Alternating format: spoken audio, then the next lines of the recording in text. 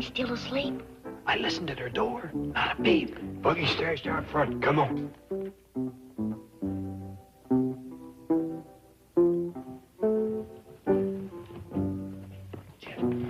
Before we paint them buggy wheels, can we have some breakfast?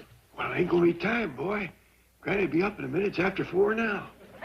Jimmy, you keep watch. Let us know the minute you hear Granny stirring. Yes, sir, Pop. Come on, boy. You yellow paint outside? Yes, sir. But ain't you afraid all that growling and grumbling will wake Granny? What growling and grumbling? My stomach. I ain't had nothing to eat since a midnight snack. Get your stomach for a little while. It's gonna be worth it to see Granny's face when she finds his buggy out here this morning. I reckon so, but how come it's got to have yellow wheels? Well, something Granny's been wanting all her life. A nice, shiny black buggy with yellow wheels. Now that Mr. Drysdale has bought her this fine, high-stepping horse, we is gonna surprise her with the rest of the rig. I'll get the other side. Yes, sir.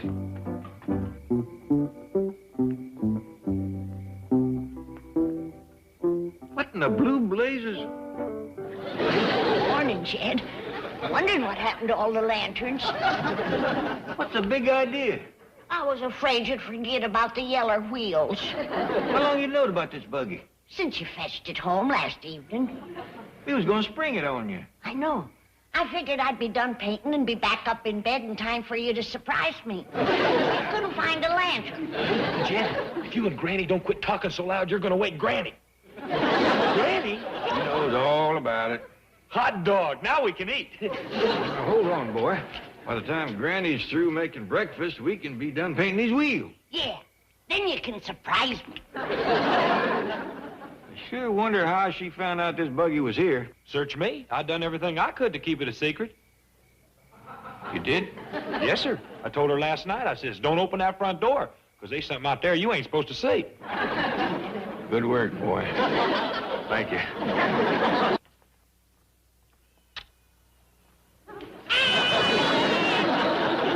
There's a horse sleeping in the parlor here. Yes, sir, Granny. That was a surprise I didn't want you to get. What's it doing in here? Well, you said you couldn't sleep in my room no more. Lady Bell likes it here just fine. Hillbilly, I'm warning you. If the Clampetts keep that horse on the premises another day... Don't worry, Margaret. She goes back this morning. What I can't understand is why you bought it for them in the first place. As an investment. Lady Bell is a champion-bred harness racer. I didn't know they were going to make a house pet out of it. House pet? I understand Ellie Mae let it sleep in her room. Well, for once that mansion had a well-bred occupant. Now remember, this morning. Don't worry. This is one time I'm with you. That's a $30,000 racehorse. That's it, Lady Bell. Step high and handsome. Show your style. That's it. Whoa! Granny. Morning, Mr. Drysdale. How do you like my buggy? Well, fine, but you shouldn't let Lady Bell pull it. Why not? Granny, I want to take her back where I bought her. She ain't that bad. All I have to do is break her from wanting to trot all the time. Look, Granny, I'm a little late getting down to the bank, so... Get in. I'll get you there in a jiffy. Well, no. I can get her to gallop if I need to. You seen me win the race. Well, it's not that. I have a ride to the bank. Well, then I'll take Miss Drysdale for a spin. No, please. Why not? Because I've changed my mind. I'd like you to drive me to the bank. Fine. But I want your wife to see my new rig. I'll call her. Miss Drysdale. You don't want Margaret to see this? Oh. Afraid she'll want one, huh? Yeah. That's it. Let's go. I'm late. Hear that, Lady Bell? Just like Ellie showed you for the race. Cut loose.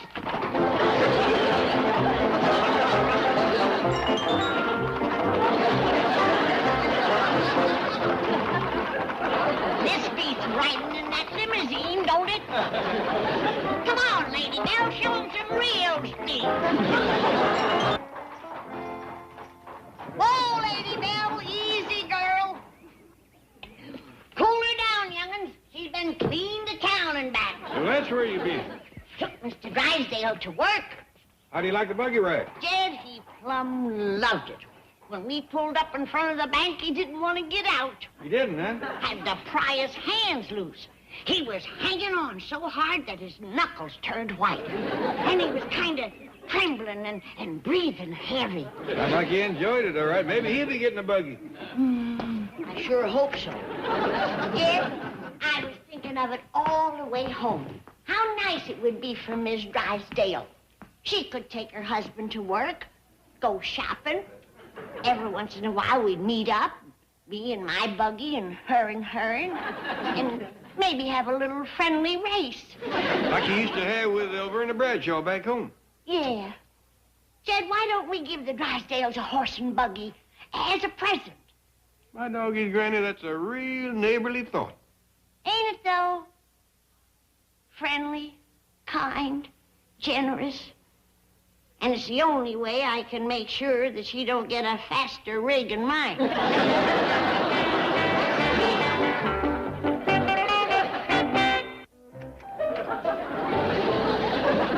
Haven't the tranquilizers taken effect yet? I'm feeling better now. Help me to my desk. Gee, no, you're not in the buggy, you know? Listen, you can retrieve Lady Bell. Granny's bought another horse. She's bought another horse? Yes, the stable just called to check her credit. Oh, this is wonderful. Well, let's hurry up there and grab Lady Bell. I can get my $30,000 back. Excuse me, Chief, but how are you going to get Lady Bell back to Hollywood Park? I'll carry her in my arms. Well, did you get the Drysdales a horse and buggy? Sure did, Jed. It's a dandy rig. Miss Drysdale and me's gonna have some first-class races. Well, good. Let's go have a look. Hi, doggy. That is a fast-looking buggy. Best I could find. Now, from the look of this horse, you and Miss Drysdale is going to be about an even match. She is the twin of Lady Bell. Well, this is Lady Bell, Paul. Where's Miss Drysdale's horse? Jethro's walking her around side the house. Yeah, she's a high-spirited animal, Jed. Her name's Lightning. Let's go eat. Well, I want to see her. Jethro! When you've seen one horse, you've seen them all. Come on now, I'm hungry. Go ahead and eat. I want to take a look at Lightning. Yonder she comes.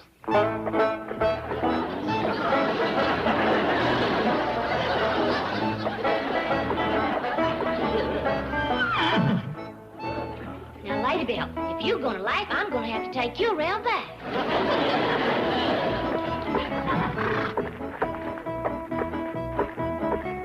Who named his horse Lightning? I did. Granny, was you honestly fixing to give this poor old animal to Miss Drysdale? What do you mean, poor old animal? All it needs is a little grooming and some good food. What'll it use to chew with? It's got teeth. Hasn't it, Jethro? Yes, ma'am. One upper, one lower. Nobody asked you to count. Now, Granny, you do the right thing and take this horse back where you bought it. Well, I don't think they'll take it back. It was on sale. Yeah, $175. For this critter? No, sir, for the buggy. They threw the horse in free. Well, you take it back and get Miss Drysdale an animal she can be proud of. She can be proud of this, then. Granny, I am plumb ashamed of you. Doggone it, Jed. Back home, Elverna Bradshaw beat me every Sunday for 30 years. I'm an old woman, Jed. And before I go to my reward, I'd like to win one buggy race. Well, listen, the most important part. It ain't that you win or lose, but how you play the game. That's all right for him. But at my age, I gotta take my wins any way I can get 'em. Well, Lightning, you pert near got in a race.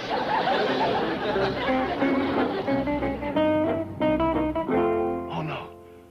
Look what they done to Lady Bell. Chief, that can't be Lady Bell. You weren't on that buggy ride. It aged me 20 years, and I didn't run. That must be the horse Granny got to replace Lady Bell. Oh.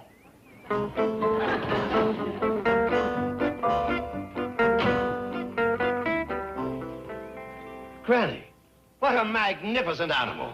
Where? Oh, you mean old glue pot, Lightning. You like her, huh? Oh, she's beautiful. She's a much better horse than Lady Bell. You know something, Mr. Drysdale? For a city fella, you sure are a shrewd judge of horseflesh. Well, it doesn't take an expert to see that she's a real champion. Drysdale, I'll tell you what I'm going to do. What? I'm going to give you that champion horse. Well, what for? Oh, that buggy. I'm going to throw that in, too. But I have no use for a horse and buggy. Well, it's really for your missus. Margaret? You said she wanted one. I did? Yes, I guess I did. Well, now she's got one. And her and me can have some nice buggy races. Buggy races? Well, kind of friendly affairs around the neighborhood. But Margaret hasn't had any experience. That's all right. Lightning has had enough experience for the both of them. Well, thank you, but I don't... Hear you turning down my gift? Oh, no. Of course not. Good. Then wake her up. I mean, hitch her up. Well, Take her home. I don't know how to hitch up a horse. I'll show you. No, you show Miss Hathaway. I have something to discuss with Mr. Clampett. Mr. Drysdale, this buggy racing is something Granny's had in her craw for 30 years now, and ain't none of us gonna get no peace or quiet around here till she's shed of it. But my wife... Now, if Granny could just whomp your wife in one race, I figure she'd be satisfied and forget all about it. But I don't. Your wife wouldn't mind doing that, would she? For me? Mr. Clampett should be delighted. Me? Race with Granny? In a buggy? In public? You must be demented. Margaret, sweetheart, listen. Please do this for me. I'm begging you. Milton, for 4 years, I've been begging you to rid our neighborhood of those squatters. Have you ever listened to me? Of course. But you've never lifted a finger to get rid of them. No, but I've listened to you. Margaret, wait, please. Milburn, just how much does this mean to you? Everything, anything. Name your price. A dinner out? A new girdle? All right. You name it. Very well. This is my price. I will race with Granny if you will get the Clampets out of Beverly Hills permanently. You know I can't do that. Goodbye. Mr. Drysdale!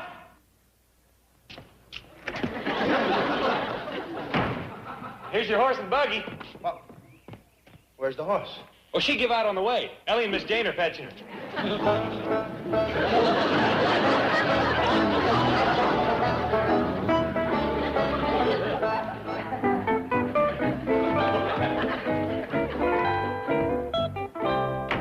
Margaret, come back. I'll meet your price. You will? Yes. If you race with Granny and beat her, I'll see that the Clampets move. Wonderful. Beer. Well, that's a foregone conclusion. You'll be driving a horse by the name of Lightning. It can go as fast as Jane Hathaway's convertible. You're joking.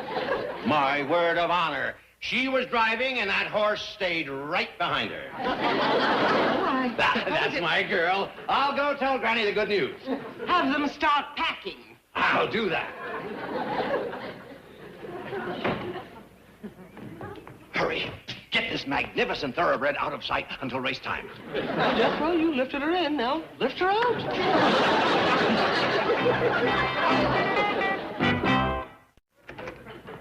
Granny says she mixed up some special feed. Yeah. Gee, I wish I'd have known you wanted it. I'd have saved you some. You mean you ate it? Yes, sir. All of it? Just this one potful. Oh, you take the cake. Where? Never mind. But, Uncle Jed, I'm still hungry. Lifting that horse in and out of Miss Jane's car give me an appetite. You put a horse in Miss Jane's car? Yes, sir. That was the only way we could get that poor old thing over to the Drysdales. Poor old thing. Lightning. Here, Uncle Jed. I scraped you up a spoonful. Oh, thanks.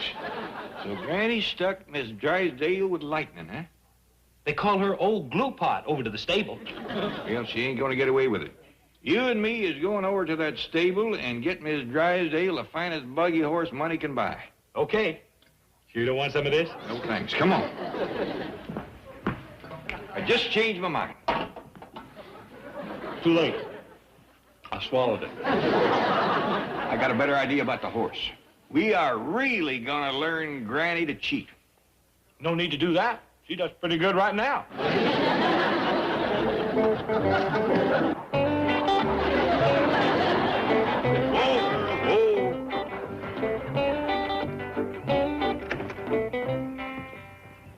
This is so nice of you, Mr. Clampett. My pleasure, ma'am. I just want to see you had a fair chance of winning. Hey, this horse looks like Lady Bell. There's a resemblance, ain't there? You just sit up here beside me for a spell, and later on you can take the reins. Mr. Clampett, you don't know what you're doing.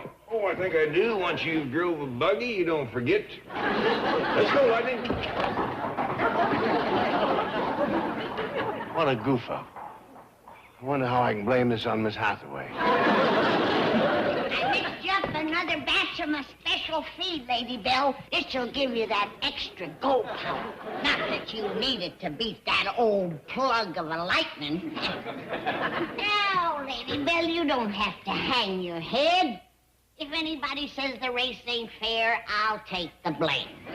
Come on now, stand up straight.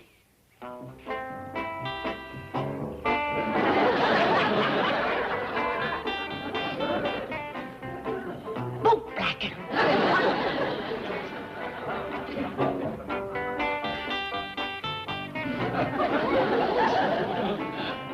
You wait, Lady Bell. Use lightning. Somebody's trying to fix the race. Miss Drysdale. If there's one thing I can't stand, it's a cheater. Hey! Pretty near race time. Where are you? Well, she ain't upstairs, Pop. She sure ain't downstairs. She ain't outside, Uncle Jed. I looked every place. Well, young'un, I reckon there's nothing left for us to do but go out front and tell everybody that Granny has turned chicken. That she has got a yellow streak up her back, and she is just plumb scared to death to race Miss Drysdale. Just a doggone minute. I ain't chicken. I ain't got no yellow streak, and I ain't scared. Then what was you doing in the broom closet? I stepped in there by mistake. And hush up. Granny, everybody's waiting out front for the race to commence. The buggies is out there and all hitched up.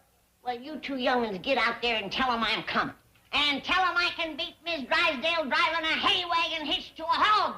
That way, Granny. When are you going back in there for? She ain't driving no hay wagon hitched to a hog, and I ain't got a chance. You are going out there and take your lumps. I'll be the laughing stock of Beverly Hills with that glue pot. That's what you was planning for Miss Drysdale, wasn't it? Come on. No, I'm an old woman, Jed. I don't think I can make it. My ticker ain't so good. A mule should have your ticker. Come on. No. Wait. Let me get a bottle of tonic in case my liver goes sour. I'm awful old, Jed. Yeah, let's go.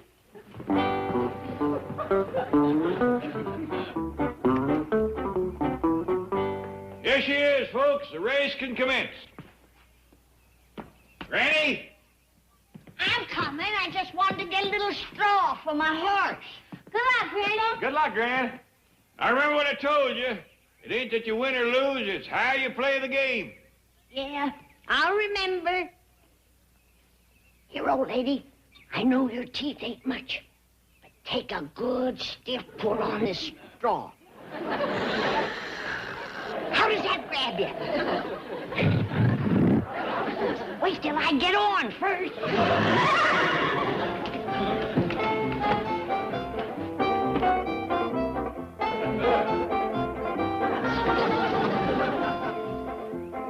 On your mark. Get set.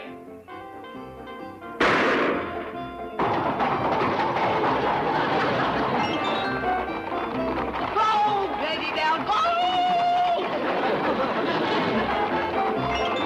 Come on, Lightning, faster! Get more tonic when you get home. Johnny comes lightning. Granny wins! You don't have to move! money can stay and my wife can lump it. I see lightning and I see Granny, but look! Oh, lightning! I win! Where are you, Buggy? Lightning runs so fast she pulled right out of the harness. Where's my wife? Running a poor second. And I hope this teaches her a lesson. Cheating don't pay.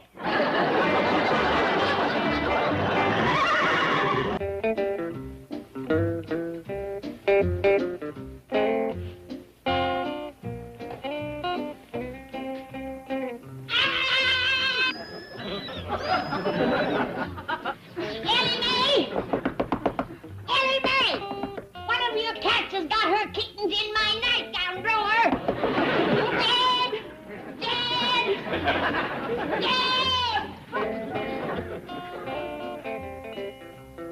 Matilda, I told you to keep your young'uns in my room. Come on now, I'll help you tote them back.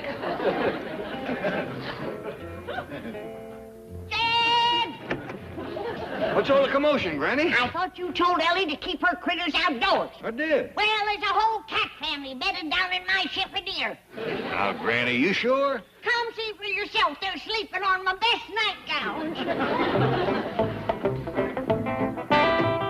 I ain't got nothing against cats nor kittens neither. But them nightgowns are from a hope chest. Hope chest. Well, like the feller says, no skillet's so battered you can't find a lid for it. All right, now, Granny, where was it you say you seen them kittens? Right there before your... They was here. I seen them. A mama cat and 3 young'uns. Granny, I had a dream like that myself last night. I dreamed about this great big buck deer. I didn't dream them pussy cats. I seen them. All right, Granny. Now, why don't you make some coffee, and I'll finish getting dressed, and I'll see you in the kitchen.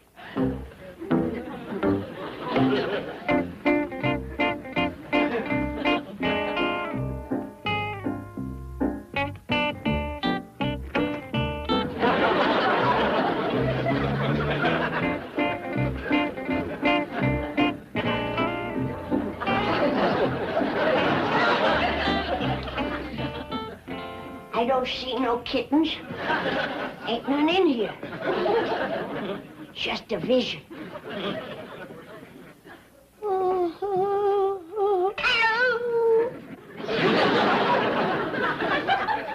I didn't know that was a vision. I swear he had his claws in my leg. Morning, Granny. Morning, Jethro. Where'd all the kittens come from, Granny? You seen them too? Sure. Whole bunch of them? Yeah. Different colors? That's right. All playing together on the floor? Yep.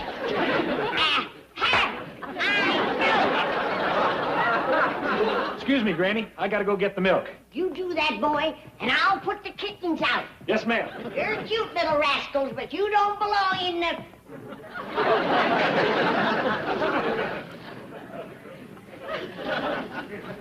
Oh, no. Granny, you get the coffee made? I started to, Jed, but I figured I'd best put the kittens out first. More kittens, huh? You see them, don't you? Oh, yeah, of course I do. Please put them out for me, Jed, whilst I make the coffee. Oh, I don't think they're going to bother us. Please, Jed, put them out for me. Okay. Cute little things, ain't they? You're nothing cuter. I'll be sure you get them all. I will. Now, you hurry with the coffee. There. I think I got them all. I didn't leave any, did I? Did you get the cute little striped one? Yep, got him right here. Oh, yeah. He's got sharp claws. He was hanging on my leg. Uh-huh. All right. Here they go.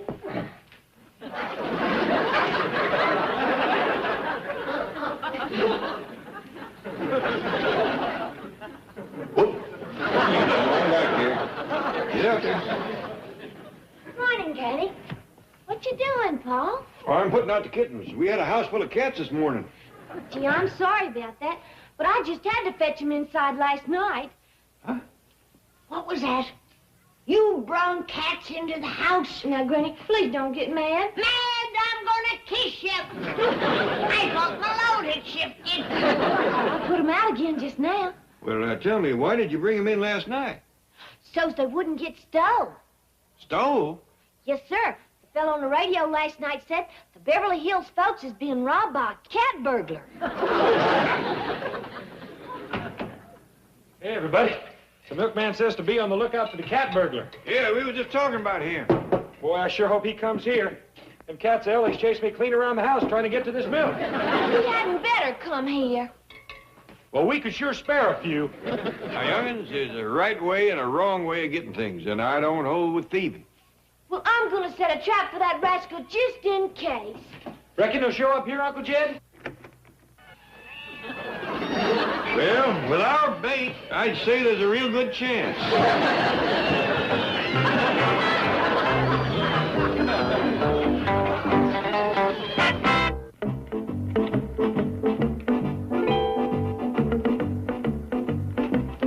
Morning, Miss Hathaway. Oh, good morning, Chief. I presume you've heard about the cat burglar? Yes, it's terrible. I understand he's still at large. That's right. He's gotten away so far with more than $250,000. $250,000? I wonder where he banks. But, Chief, surely you wouldn't... Oh, I pick was up- joking. This man's a real menace. He's got to be stopped. Well, he's extremely clever, and he seems to ferret out the richest homes in the richest neighborhoods. I know what you're thinking, and have no fear. I personally am going to spend the next few nights at the Clampetts. Well, it's very brave of you, Chief, but it seems to me the Clampetts are well protected. They have dogs, they have guns, they're alert and utterly fearless. I know. That's why I'm staying with them. Well, but surely you're not going to leave your wife alone and unprotected. Of course not. She's in Boston. If my wife were home, I wouldn't think of leaving the house. That woman could scare away any burglar. Chief. Have you ever seen her in curlers with cold cream all over her face? But if you're going to stay at the Clampetts, who is going to guard your house at night? I'm glad you asked. Now, try and get a little nap during your lunch hour. Oh, no, I'm not paid for any such hazardous duties. Relax. I'm not asking you to do anything hazardous. Just be a guest in my beautiful house for a few nights. You know, keep a few lights going. Well, will there be any extra money involved? Don't be silly. You can stay there for nothing. You're all heart, Chief. But if you want my advice, you'll hire someone to guard both places. Why? You just said the Clampetts were well protected. So they are, but to any burglar, it's got to look like an ideal setup. They go to bed early, they turn out all the lights, and they are known to have $50 million. $50 million.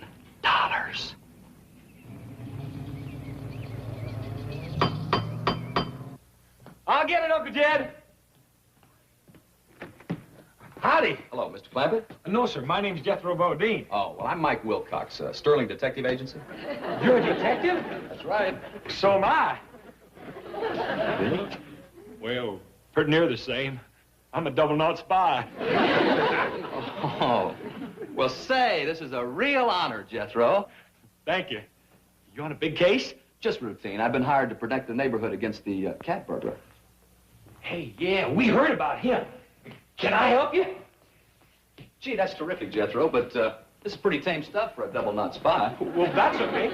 I ain't been too busy lately. I ain't had many calls for double-knot spying here in Beverly Hills. Okay, we'll work together. Hot dog! You can start off by showing me around the place. You don't have to worry about the cat burglar coming around here. We's ready for him. You are? Heck yeah! My cousin Ella May set traps all over the place, inside and out.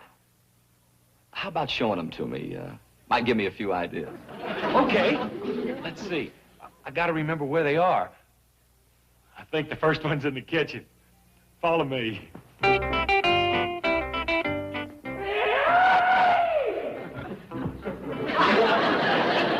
I was wrong. This here's the first one. Jethro! Get out of my snare! I didn't get in here on purpose, you dumb old girl. Mr. Wilcox, this here's my cousin Ellen, and this here's my granny. Howdy. How do you do? Howdy, young feller. How do you do? What in tarnation is going on? Oh, Mr. Wilcox, this here's my Uncle Jet. How do you do? Pleased to meet you. Mr. Wilcox here's a detective looking for the cat burglar. I was showing him some of Ellie's traps. Can you just point to him? Look, I'll show you the rest of it. Hey, wait a minute, Ellie! Get me down out of this thing! Okay, Jethro, just a second.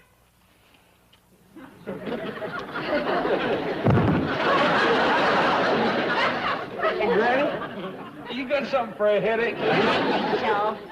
Good-looking young fella, ain't he, Granny? Downright handsome, what he is. So when I heard about this cat burglar on the radio, I figured he'd be coming here because we got so many. So many what? Cats. You think the cat burglar... We think he's lowering a snake's belly in a wagon rut. Like Granny said, if he wants a cat, let him knock at the door and ask. I see. The whole family. Oh, yeah. Pa says stealing cats is pretty near worse than being a chicken thief. I agree. You like cats, huh? I love them. That's why I asked for this assignment. I'm going to make sure that the cat burglar gets everything that's coming to him. Good for you. When he comes here, he's good as caught, because I got traps all over the place. Just a minute, Ellie Mae. What are you doing? Well, I'm fixing to show Mr. Wilcox another trap. I'll do that. I'm the one that's working with him on this case. Now, where is it? Out yonder in the grass, where that saucer's is sitting. You see, it'll have milk in it, and cats will be drinking out I'll of show it. you, Mr. Wilcox. Be careful, Jethro. Don't worry. A double knot never gets caught twice. If there's a snare hidden in this grass, I'll... Aha! I found it! That is a beauty.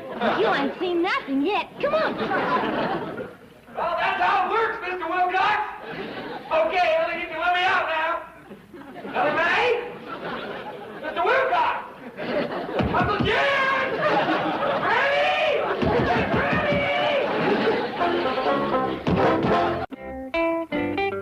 I believe this is the only room you ain't had to look at. And I don't see none of Ellie's traps in here. Well, she's pretty good at hiding them. Do you mind if I have a closer look? No, just help yourself. We might be beholden to you if we're trying to catch that cat burglar. Well, to me, Mr. Clampett, any man that would steal cats is, well, he's lower than a snake's belly in a wagon rut. I know you, young fella. We sure see eye to eye on that. Oh, would you excuse Granny and me for just a minute? Certainly.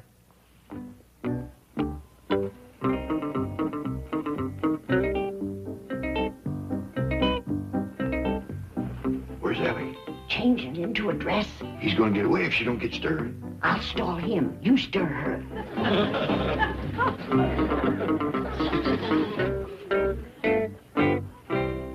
So you found that, did you? Oh, I was just happening to move this. That's how I happened onto it. But you're wasting your time.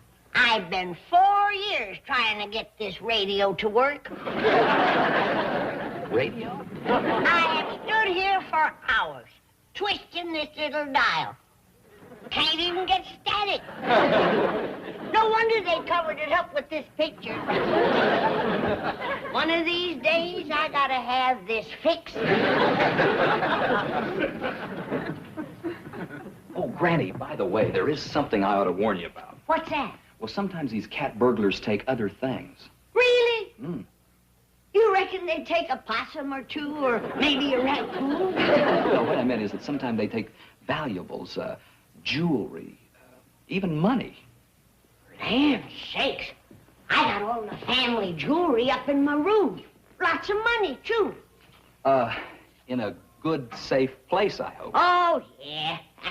I reckon even a cat burglar wouldn't want to go poking through a woman's nightgown drawer. I'm sure you're right. Well, I've got to be going. Now, wait a minute. Ellie Mae! I can't find that girl no place. She ain't in her room. Well, Mr. Wilcox is going to get away. I mean, he's got to leave.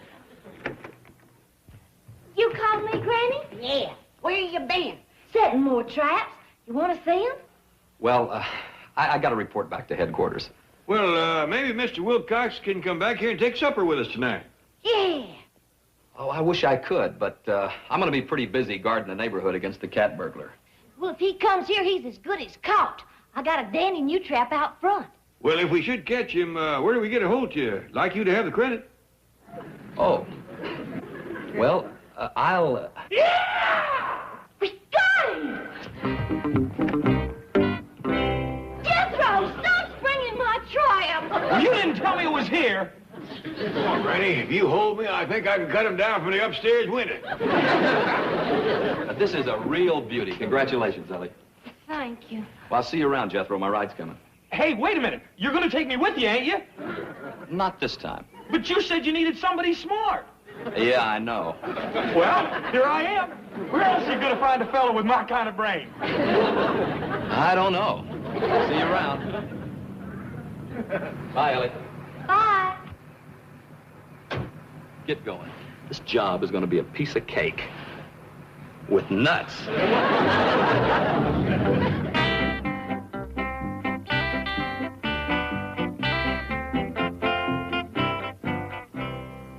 I got your room all ready for you, Mr. Drysdale.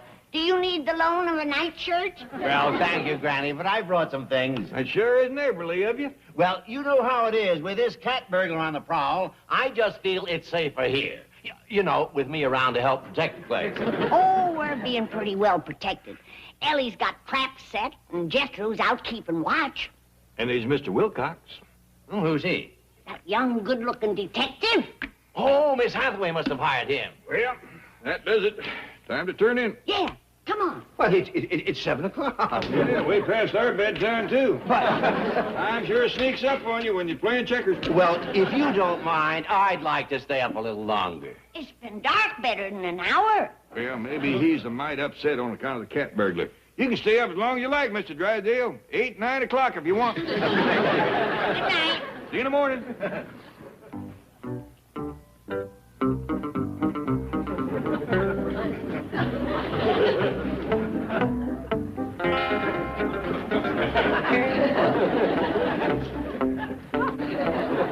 Mr. Clampett, Granny, wait for me.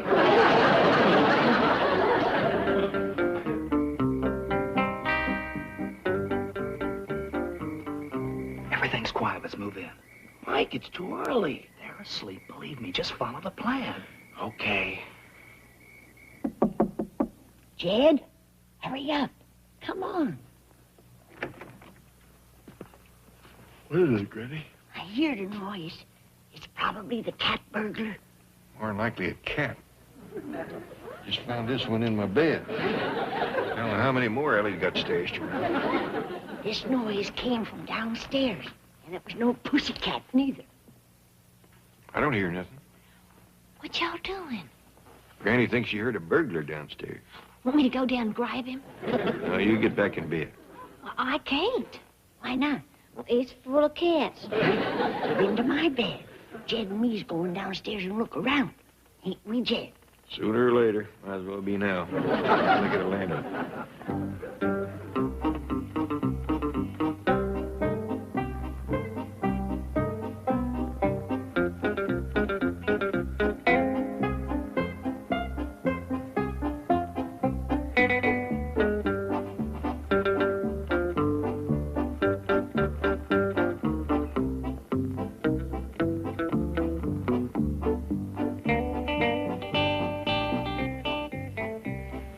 It's that detective.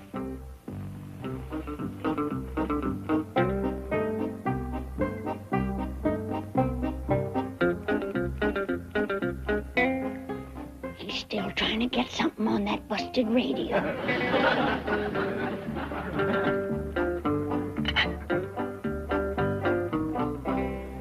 He's opened up the front of it. That sweet boy. He's fixing it for me. In the dark. He wants it to be a surprise. Let's not spoil it. Right, that's mighty nice of him. But he ought to be out looking for the cat burglar. He's liable to lose his job. Ow! I got you. Now let's go. Ow! Ow! Let go! Now, Granny, I caught the cat burglar. Hold on, young fella. Ellie just caught the cat burglar for you. Forget about that busted radio. You sweet boy. I caught him dead to rights, Granny. He was opening up your nightgown drawer. He was. Yeah. Hilda had her kittens in there again. Ain't there no place you varmints won't go for cats? Cats? Take him in tow, Mr. Detective. You bet I will. You're coming to headquarters, cat burglar. Did I hear somebody say the cat burglar was caught? Yep, Ellie nabbed him, and this fine young detective is taking him in. Well, by George, I had a feeling it'd strike here. That's why I insisted on spending the night. Hey, everybody, I caught the cat burglar! Mr. Drysdale, I found him skulking around in your backyard, so I threw a blanket over him, and here he is. But Jethro, I caught the cat burglar. Well, then, who's this? Miss G? You let Jethro carry you all the way to my house. Why didn't you say something? Chief, you foolish man. Put her down, Jethro. What were you doing prowling around my yard anyway? You hired a detective. No, I didn't. And who are these? They got away. Sure thing, huh? Pushover, huh? Piece of cake, huh? Oh, shut up and quit rocking the net.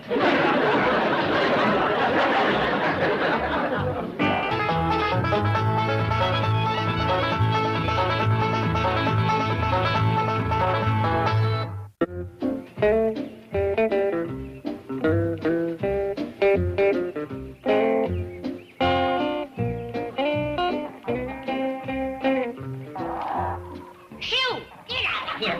Get out of here now! Ellie Mae! Get going! What's the matter, Granny? Your chickens are in my tomato patch again. Well, I'm sorry, Granny. Them tomatoes is gonna win me a blue ribbon at the county fair. And if I catch your hens pecking at 'em again, they's gonna be swimming in hot gravy.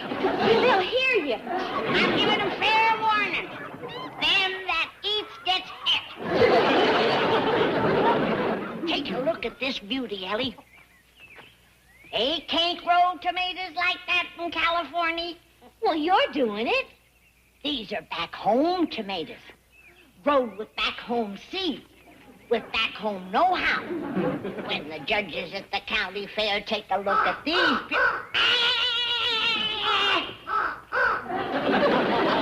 That's a scarecrow you're setting on, you stupid crow. Scare! See one of yours? No, ma'am, can I have him? You can have him in a pie, and them blasted chickens with him.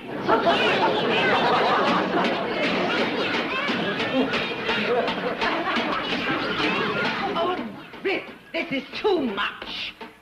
Milburn? Milburn! How long must I endure those salted sharecroppers? What is it, dear? I'm late. Granny, aren't you going to the office? Yes. As a matter of fact, they're taking some pictures of me for an ad campaign. The idea is to project a new, youthful image for the bank. So I thought I would dress accordingly. Well, the clampets are... What is that?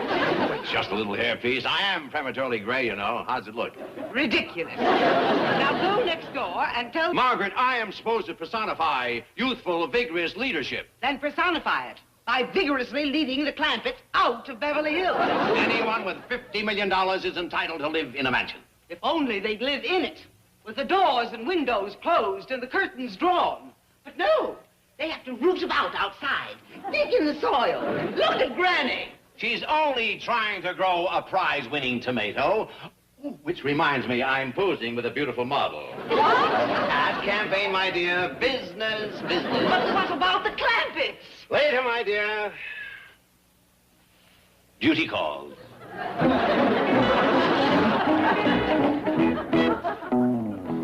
He's posing with an ostrich? Yep. He's going to be the symbol of our whole campaign. Take a look at that ad layout sketch. Don't bury your head in the sand. Look to the future with the Commerce Bank of Beverly Hills. Well, that's fine, but Mr. Drysdale seems to be under the impression that he's posing with a beautiful model. No, I tossed it out. It's old hat. Why, this ostrich idea is fresh. It'll give us a whole series of ads. Like, don't stick your neck out. Take a giant step forward. Feather your nest. It'll be terrific. Miss Hathaway. Well, I hope the chief thinks so.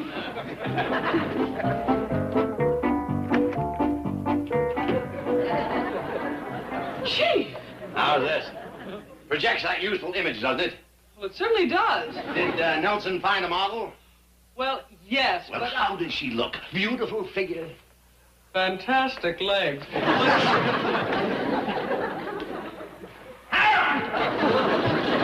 There's an ostrich in my office. Yeah, she's the model for the new ad campaign. That's right, Mr. Drysdale. Here's a layout. Are you out of your mind? I'm not posing with that goofy-looking bird. Say, you know, it would be a better picture without you.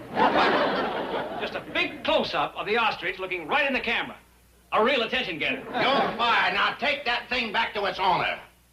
Okay. Here you are, Mr. Drysdale. Her name is Miriam. What's the idea? You're the owner. Me? Make sure that she'd be available for the whole campaign. The bank had a buyer. Take good care of her. Cost you $2,000. Bye. I'll send my bill in the mail. What am I going to do with an ostrich? You can give her to the zoo. Give? I want my money out of this thing. Well, we can advertise it, but meanwhile, where are we going to keep her? Miss Hathaway, I've often heard you mention how lonely it is in your apartment. How would you like to have a roommate? Oh, Well, think it over. I understand a pet bird can be a lot of company. Gee, I can't keep an ostrich in my tiny apartment. Move into a larger one. All right. Have somebody take it up and put it in my garage temporarily. But get those ads going. Yes, sir. Shall I buy one large ad or a series Buy of... nothing. Every supermarket has a free bulletin board. I've got enough money tied up in that feathered freak. For sale, one ostrich. That costs $2,500. 25? Our time is worth something.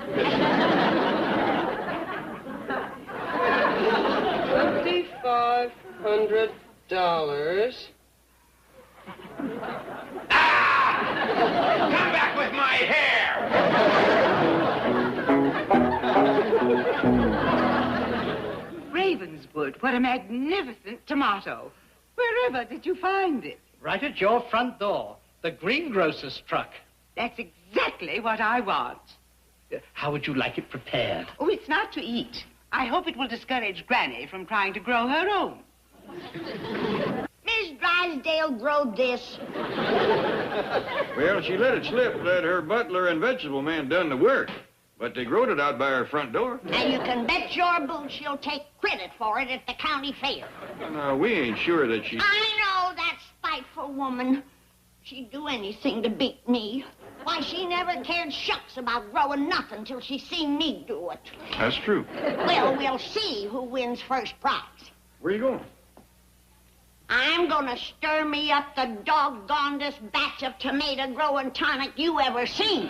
Didn't know you had one. I don't. I'm gonna invent one. And by the time the fair rolls around, my tomatoes will make that thing look like a bloodshot gooseberry.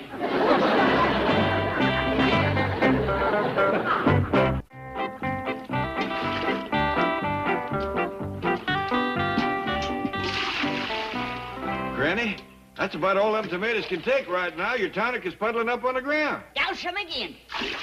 Well, why not let it soak in overnight and give them some more in the morning? I'll make another batch in the morning. Them tomatoes are gotta be forced growed. Well, you can only push nature so far. Don't you tell me what I can do. It's coming on for dark. We'll get lanterns. Your tonic's commencing to run out. If we pour on any more, it'll just run over into Miss Drysdale's yard. All right, we'll start again at sunup. Oh, Granny. You be here with your bucket at the crack of dawn. Milbert! Milbert! Wake up! What? Someone's trying to break into our garage. Garage? Yes, I can hear them pounding on the door. Oh, that's the ostrich. Ostrich! She'll quiet down and go back to bed.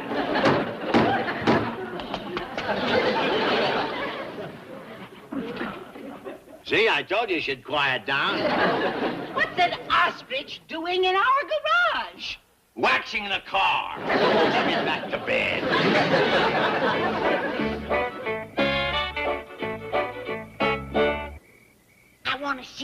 much my tomatoes has growed. You was good size yesterday. You really ought to be a whopper bite. Where'd you go?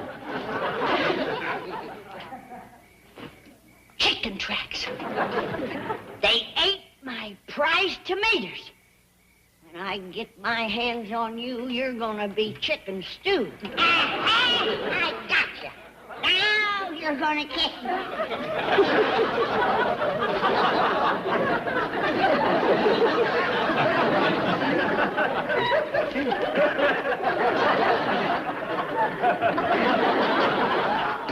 The growing tonic. Katie, I didn't see no big chicken. I didn't feel no big chicken. I just got up too early.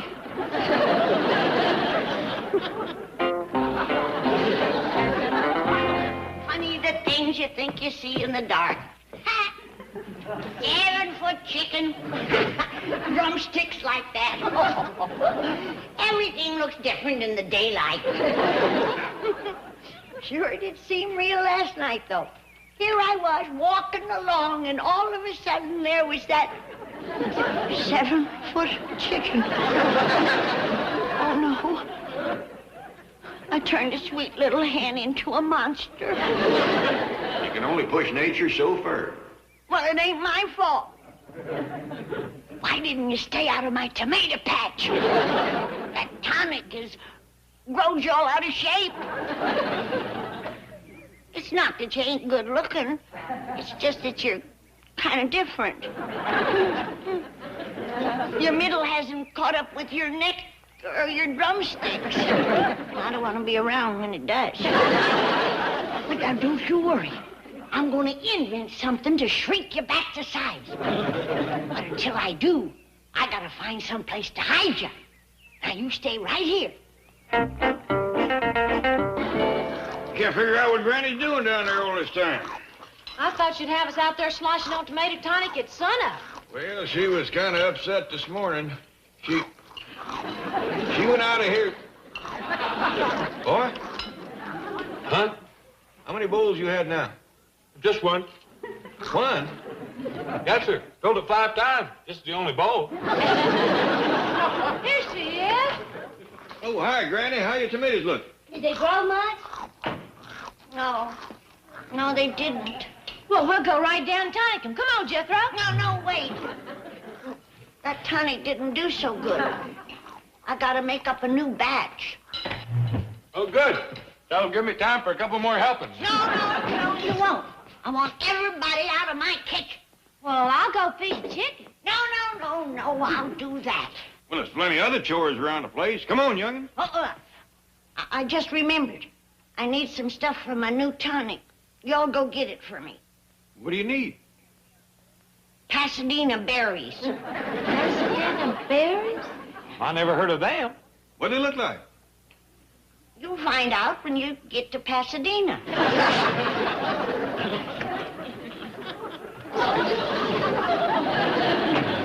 Go out the front door. It's closer to Pasadena. What?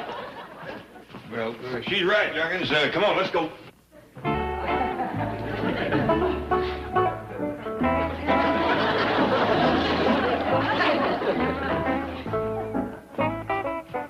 Now, look, High Pockets. I'm going to do everything I can. But you got to stay where I put you.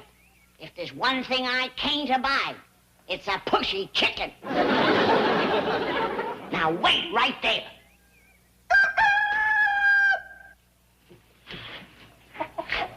Forget it, Earl.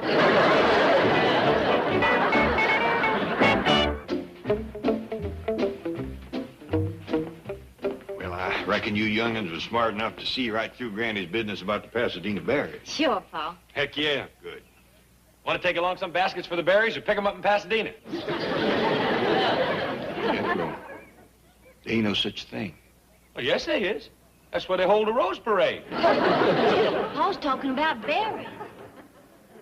Oh. We all know that there's something mighty powerful vexing Granny, or she wouldn't have gone to such trouble to get shed of us. Now, the way I got it figured... Uncle Jed, can't we talk about this on the way to Pasadena? Boy, we ain't going to Pasadena. How else are we going to get Pasadena buried? Jethro, Granny just said that to get us out of the house so we wouldn't find out what's got her jumpy as a grasshopper in a chicken pen. Now, the way I got it figured, it's got something to do with the tomatoes. So let's get around back and take a look. Before we go to Pasadena? Yeah. Want me to get some berry baskets? No. Well, where are we going to put them? How about your hat? Oh, I ain't wearing no hat. Well, get one, because a brain like yours ought to be protected. Thanks, Uncle Jed. Beg pardon, sir. Miss Hathaway to see you. Good morning, Chief. Good morning. Sit down and have some coffee. I'll get some fresh. I wanted to bring you the good news. We have 2 possible buyers for the ostrich. Wonderful. Where is it? In the garage? No, I just looked there. The side door's open and the ostrich is gone. Gone. I'm afraid so. Stolen. So that's what I heard last night. Somebody broke in and took my $2,000 bird. Call the police. Well, now, Chief, maybe it got out and wandered off. Don't you think we should look for it first? Is it insured? I'm afraid not. Well, then we'll look for it. Now, you cover the Benson estate. I'll take the Clampetts and Ravenswood. You search our grounds. Very good, sir. Beg pardon, sir, but what are we hunting for? Ostrich! Would we have better luck in Africa, sir?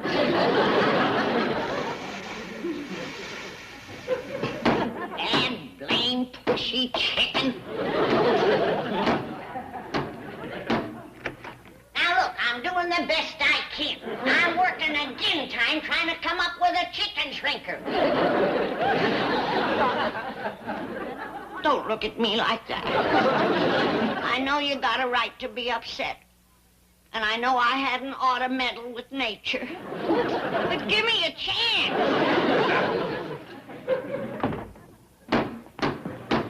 Big overgrown pullet.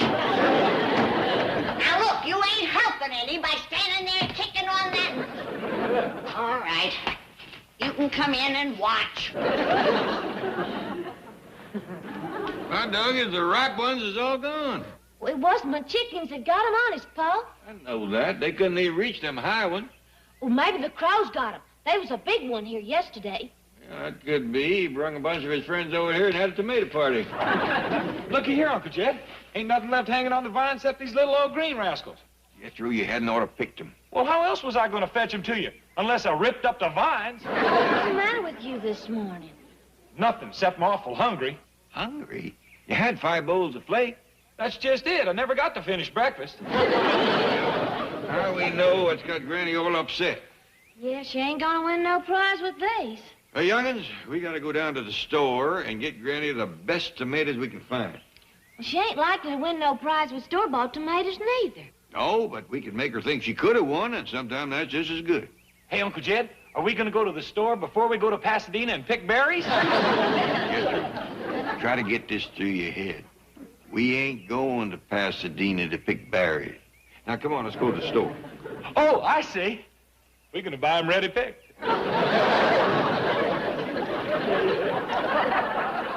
Well, I hope this doesn't.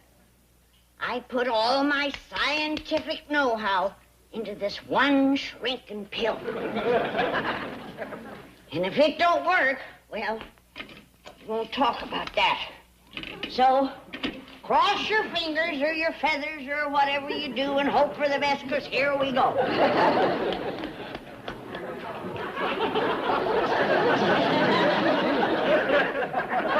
You need some water to help you swallow it? Miss Clampett! Fanny! Anyone home? Come on, get it done.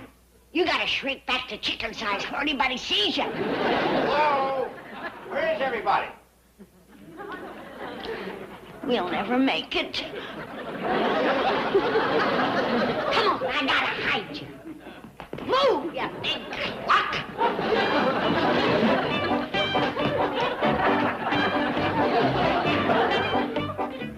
Anybody here?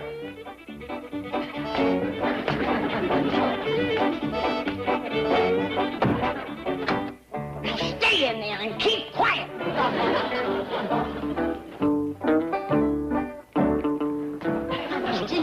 Drysdale. How nice to see you. You must come again sometime. Granny, I want to talk to you. Are you alone? Just me and the chicken. Just us chickens. Well, I want to know if you've seen my ostrich. You what? Ostrich. It cost me $2,000. Oh, it must be a dandy. You can take me for a ride tomorrow. Keep quiet now! Granny, I guess you don't know what an ostrich is. No, and I don't care now. I'm busy. What was that? Somebody at the side door. Oh.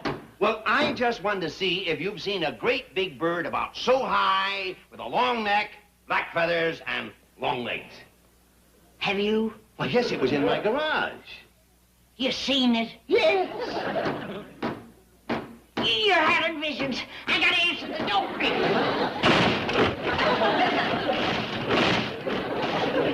They got tired of waiting. Oh, that's terrible. I'll speak to them about it. Now! I'll tend to it. Now you get out or I won't have no house left.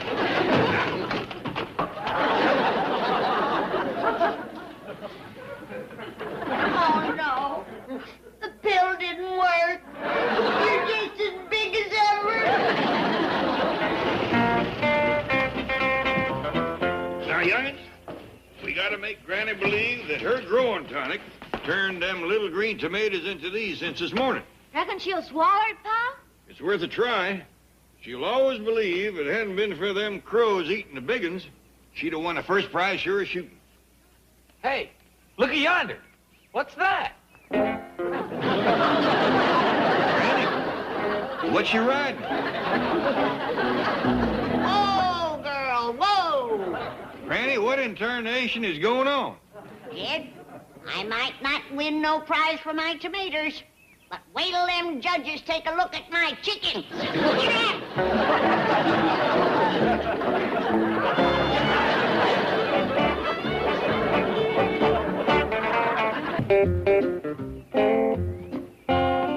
Duke, let's go hunting, boy.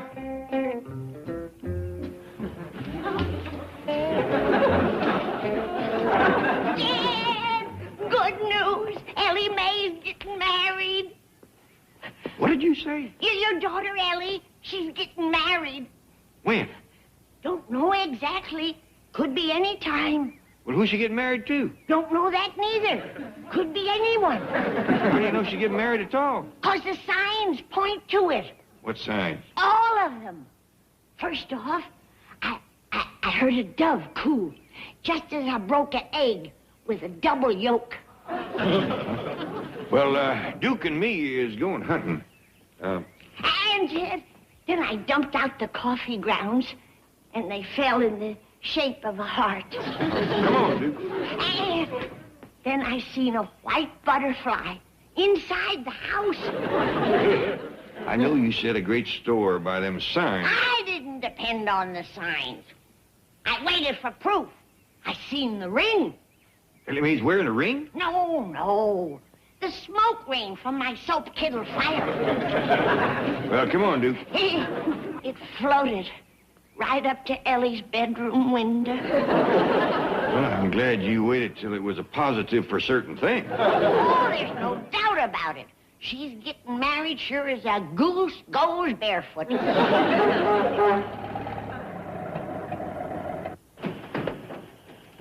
Hey, everybody, did you hear the news? Sonny Drysdale's coming home from school. There you are, Jed. That's your son-in-law. I'll go tell Ellie. Granny? Hey, Uncle Jed, I didn't know you had a son-in-law. Hold this, boy. Do you know how long that stepson of mine's been going to college? It's been quite a while. 19 years. 19 years? And he's still a sophomore. He's been in and out of every college east of the Rockies. The oldest undergraduate in history. Well, by the way, Chief, what has Sonny been majoring in? Writing. Oh, really? Yeah. Every week he writes home for money. Well, if I may ask, what is he going to do out here? Well, first he's going to get a job and go to work. Then he's going to settle down and marry a nice girl. Oh, anybody in mind? I don't care who he marries as long as her name is Ellie Mae Clammett. Oh, Chief! Now listen. I've got a fortune invested in that ivy-covered stepson. That's one way I might get some of it back. But surely you wouldn't engineer a marriage just for money. Sorry, Chief. Lost my head. Now, please, Sonny, don't stay out there and pout. I'm sure Stepdaddy will change his mind when he sees you.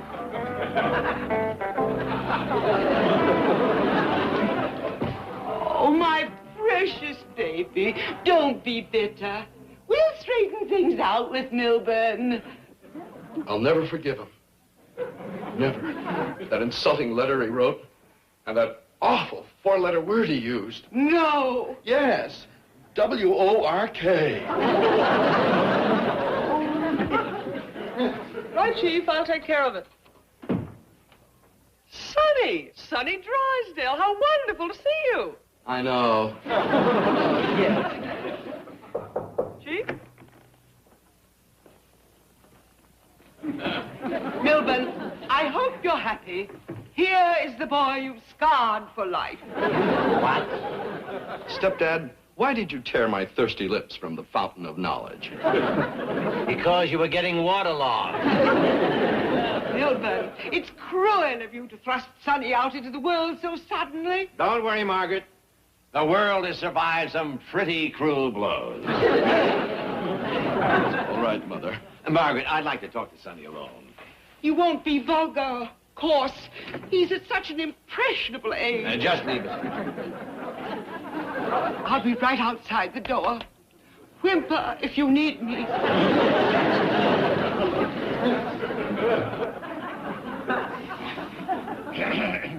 Now, look, Sonny, I want to be fair, but how can a college education go on for 19 years? Well, you must realize, Stepdad, that athletics take up a lot of my time. Athletics? Yes, there's baseball, basketball, football, hockey. Really? You? Of course. I go to all the games. Sit down. Now, look, Sonny. This is ridiculous. I've been calling you Sonny ever since I married your mother. Now, what is your real name? Adonis. Now, look, Sonny, I've got some real good plans for you. Really? Have you? Yes. Have you ever thought of getting married? Oh, I've been a number of girls. No, I don't mean that college boy stuff. I mean really settle down and raise a family. Well, I plan to someday, but I can't get serious now until I finish my education. Well, you've just finished it, so start getting serious. But, Stepdad, I can't woo just any girl. Don't worry. I've got one in mind who'll be just right for you. Oh, have you really? Yeah. What's she like? Gorgeous, lovely hair, exquisite face, magnificent figure, breathtakingly beautiful. Oh, we're a matched pair. Oh, I know we're going to be so happy together. Yes, but first you're going to go out and get a job and go to work. Ooh, Stepdad, you've ruined everything. Mother? Mother? Mother? All right, now, let's take it from the start.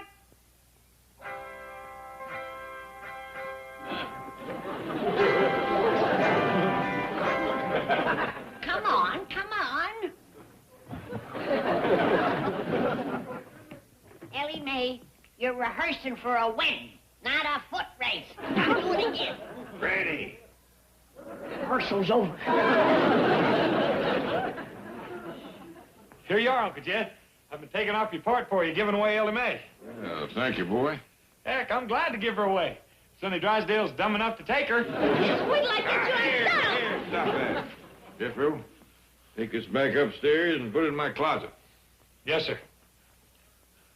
Boy, if he marries her, he ain't just dumb, he's squirrel bait. Come back now. One of these days, I'm going to give him a good whooping. You mentioned to feel the same way about your granny. Just what did she tell you?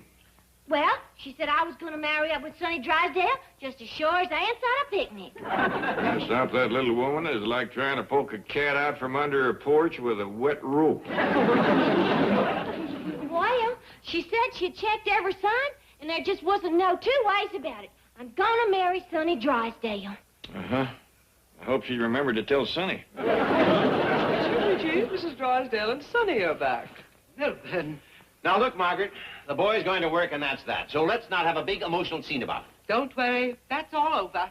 Nothing clears the air like a good cry. And Sonny's had one.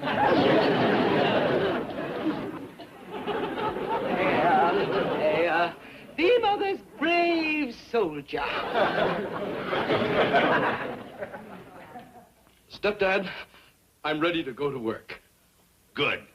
Sonny has decided to follow in your footsteps and work here at the bank. Here? I'm willing to start at the bottom. You can make me a vice president. How soon can he get to be president? Oh, just as soon as I can get my name off the door. Oh, I don't expect to have this office. I want something really nice.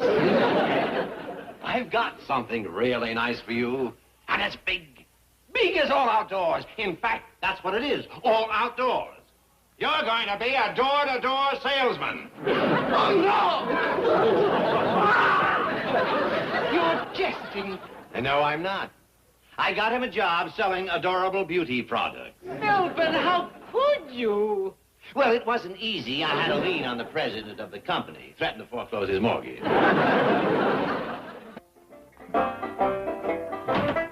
Careful of that door, Jethro. You want my wedding cake to fall? Oh, it's you, Jim. Did you say wedding cake? Well, I can't leave everything go till the last minute. Annie, you gotta stop stirring up people and cakes just because of a few signs. I ain't going by the signs. Just to satisfy you, I made a bunch of tests. And there is the proof that Sonny is going to marry Ellie Mae. Here, you can read this for yourself. Read it? That's Ellie's handkerchief, soaked in morning dew, wrung out with her little hands. And you can see her future husband's initials right there in them wrinkles. That's S.D., plain as the nose on your face. And all the other tests come out the same way. The apple seeds in the hot shovel, the buckeyes in the ashes, 3 hairs from a cat's tail, the turkey bones, and the buried chicken foot. Every test known to modern science.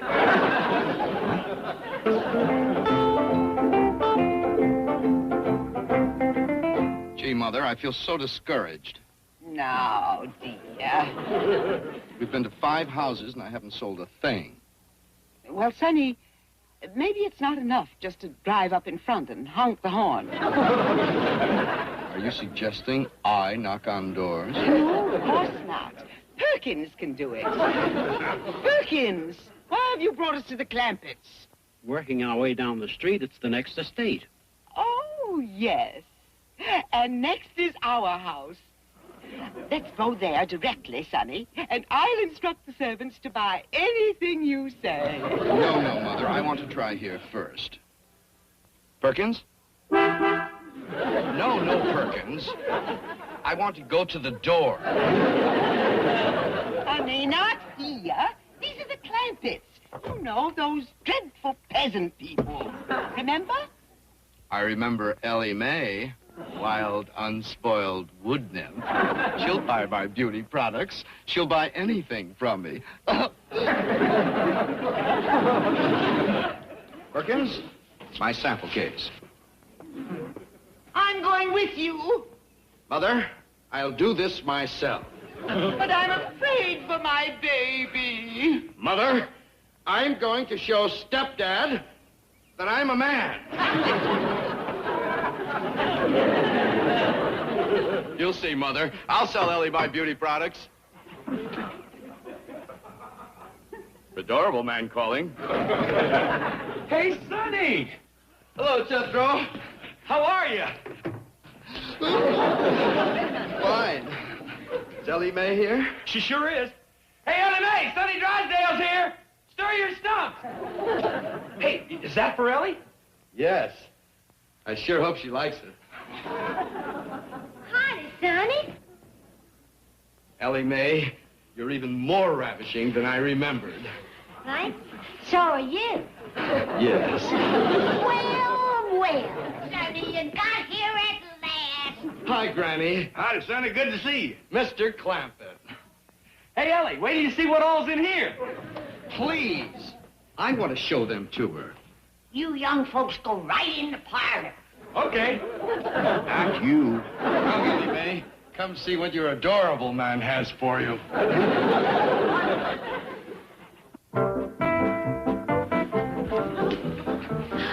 Sonny, I've never seen so many pretty things. I hope you like each and every item. Let's see, where shall we start? Perfume. This one's called Moonswept Desire. Gee whiz, well, that smells better than vanilla extract. It should. At $50 an ounce. $50 an ounce? Yes, let's try another one. This is more expensive. This is called Midnight Madness. May I put a little behind your ear? Well, I can't smell it back there. You're right. I'll put it behind mine. Do you like it? I sure do. You take a bottle of each? Well, if you want me to have it. I want you to have everything in this treasure trove of beauty. What we have here. Bath crystals, dusting powder, hairspray, rinses, beauty, crystals, nail polish, eye makeup, lipstick. You want me to take all these things? I wish you'd take a dozen of each. I don't think I'd ought to do that. Please, Ellie. It will make me very happy. Well, I don't even know what to do with some of these things. Well, I'll show you. Let's start with nail polish. Give me your hand. Granny. Let me go, Jed. Sonny just dropped to his knees to propose. But it ain't right to spy. I wasn't spying. What do you call it then? Snooping. Now let me get back to it. Well, howdy, Miss Drysdale. Come in. Thank you. Where's Sonny? He's in the parlor with Ellie. Oh, I was just too nervous to wait outside. It's the first time Sonny's ever tried anything like this. Well, he seems to be catching on real good. I wanted to come in with him and help him, but he wouldn't let me. Well, I should hope he wouldn't. Miss Drysdale, we was real pleased that you was in favor of Sonny taking this step. Oh, I was bitterly opposed at first, but his father insisted that he was old enough. Old? If he was any older. Oh! Ellie said yes. She says yes to everything. I'm so... Mother, you promised you'd let me do this myself. Oh, my baby, don't be angry. I am not your baby. I'm a man. Just for this, I'm not going to eat my vegetables. What's the matter, Sonny? Ellie, I'm too upset to talk about it now. I'll be back tonight with the rest of the things. And then we can talk about the money then. Mother, why didn't you stay outside like you promised? Now you've spoiled everything. Don't scold. Mama's sorry. She just won't untie them apron strings, will she? Well, don't worry. When Sonny marries Ellie, we'll fix that. When's the wedding, darling? Well, he didn't say nothing about getting married. Well, what was he doing in there on his knees? Oh, painting my fingernails. Doing what? Oh, I'm supposed to pick out my favorite color. Well, when's he gonna propose? Oh, tonight, I reckon. That's when he's fetching back the rest of my presents. Chief, the president of Adorable Beauty Products is on the phone. Now, don't tell me he's fired the jerk already. Tell him I'm out of town. Sonny sold a $1,000 order. What? The first customer he called on. Ben? Milburn. Oh, what'd you expect? He's my son. What's the difference? I raised him, educated him. He's got my... Oh, I'll call you back. My boy just walked in. Congratulations, Sonny. Yes, congratulations, my boy. I had no idea the business world was such a pushover. Now let's talk about that vice presidency. Yeah. Well, the ability to sell is a valuable commodity in any business, and you've certainly proven that. Stepdad, Yes, son. Just make me an offer. Well, I suppose if, considering, can we discuss it? Oh, all right. Just sit down. Sorry, Chief, another phone call. Not now. I'm talking to my son, the super salesman. But it's Mr. Clampett. I'll be brief, son. Hello, Mr. Clampett. Mr. Drysdale, I've been trying to get a hold of Sonny, but you can tell him for me not to bring Ellie all them gifts he promised her. Gifts? Yeah, she was just telling me, perfumes and all kind of beauty stuff. According to her, it'd come to pretty near $1,000. I see. Oh, I know he plans to ask her to marry him tonight, but even so, it's too much. Thank you, Mr. Clampett. Goodbye. You've just wasted 68 seconds of my valuable time. Now let's have some action. Oh, right. Sonny. You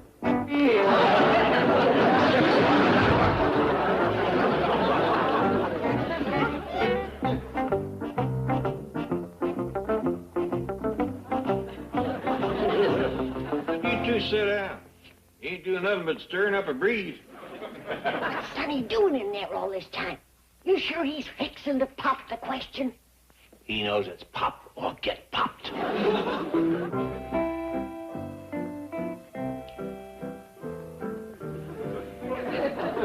Ellie Mae, this is going to be a terribly difficult thing for me to ask you.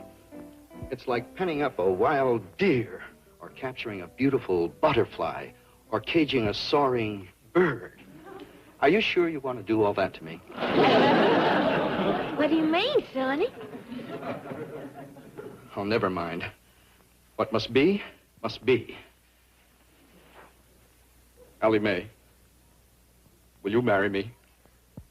No, thank you. What was that?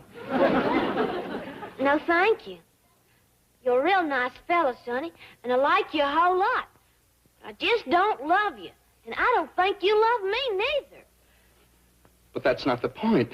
You've turned down Sonny Drysdale, the sweetheart of a dozen sororities, king of countless campuses. Are you sure you want to pass up this chance for paradise? Yep. Have you thought it over carefully? Yep. And you're willing to give up instant ecstasy? Yep. Is that all you can say? Yep. Nope. There's one other thing. You're kneeling on my foot.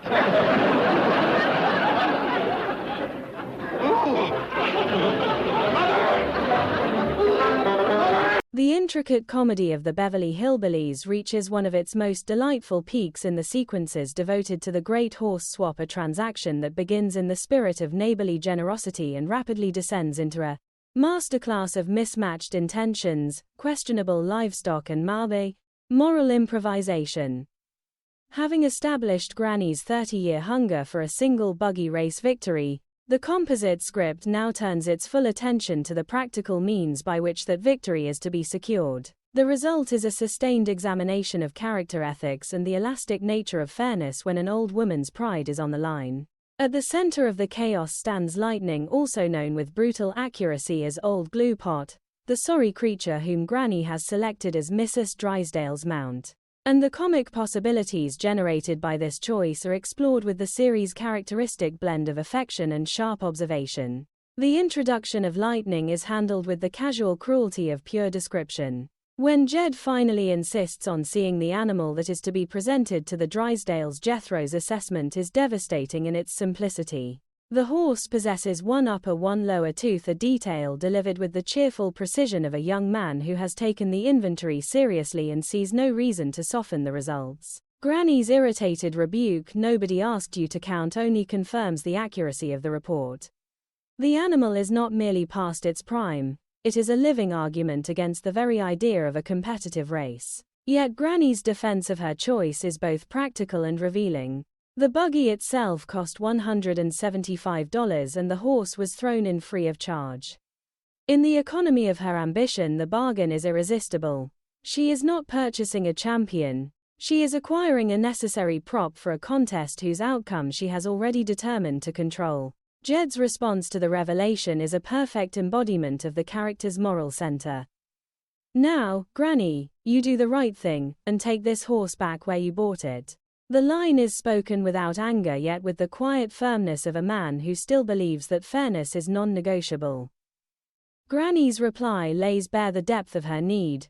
She does not believe the stable will accept the return of an animal that was essentially a gift with purchase, and more importantly, she does not wish to risk the loss of her carefully constructed advantage.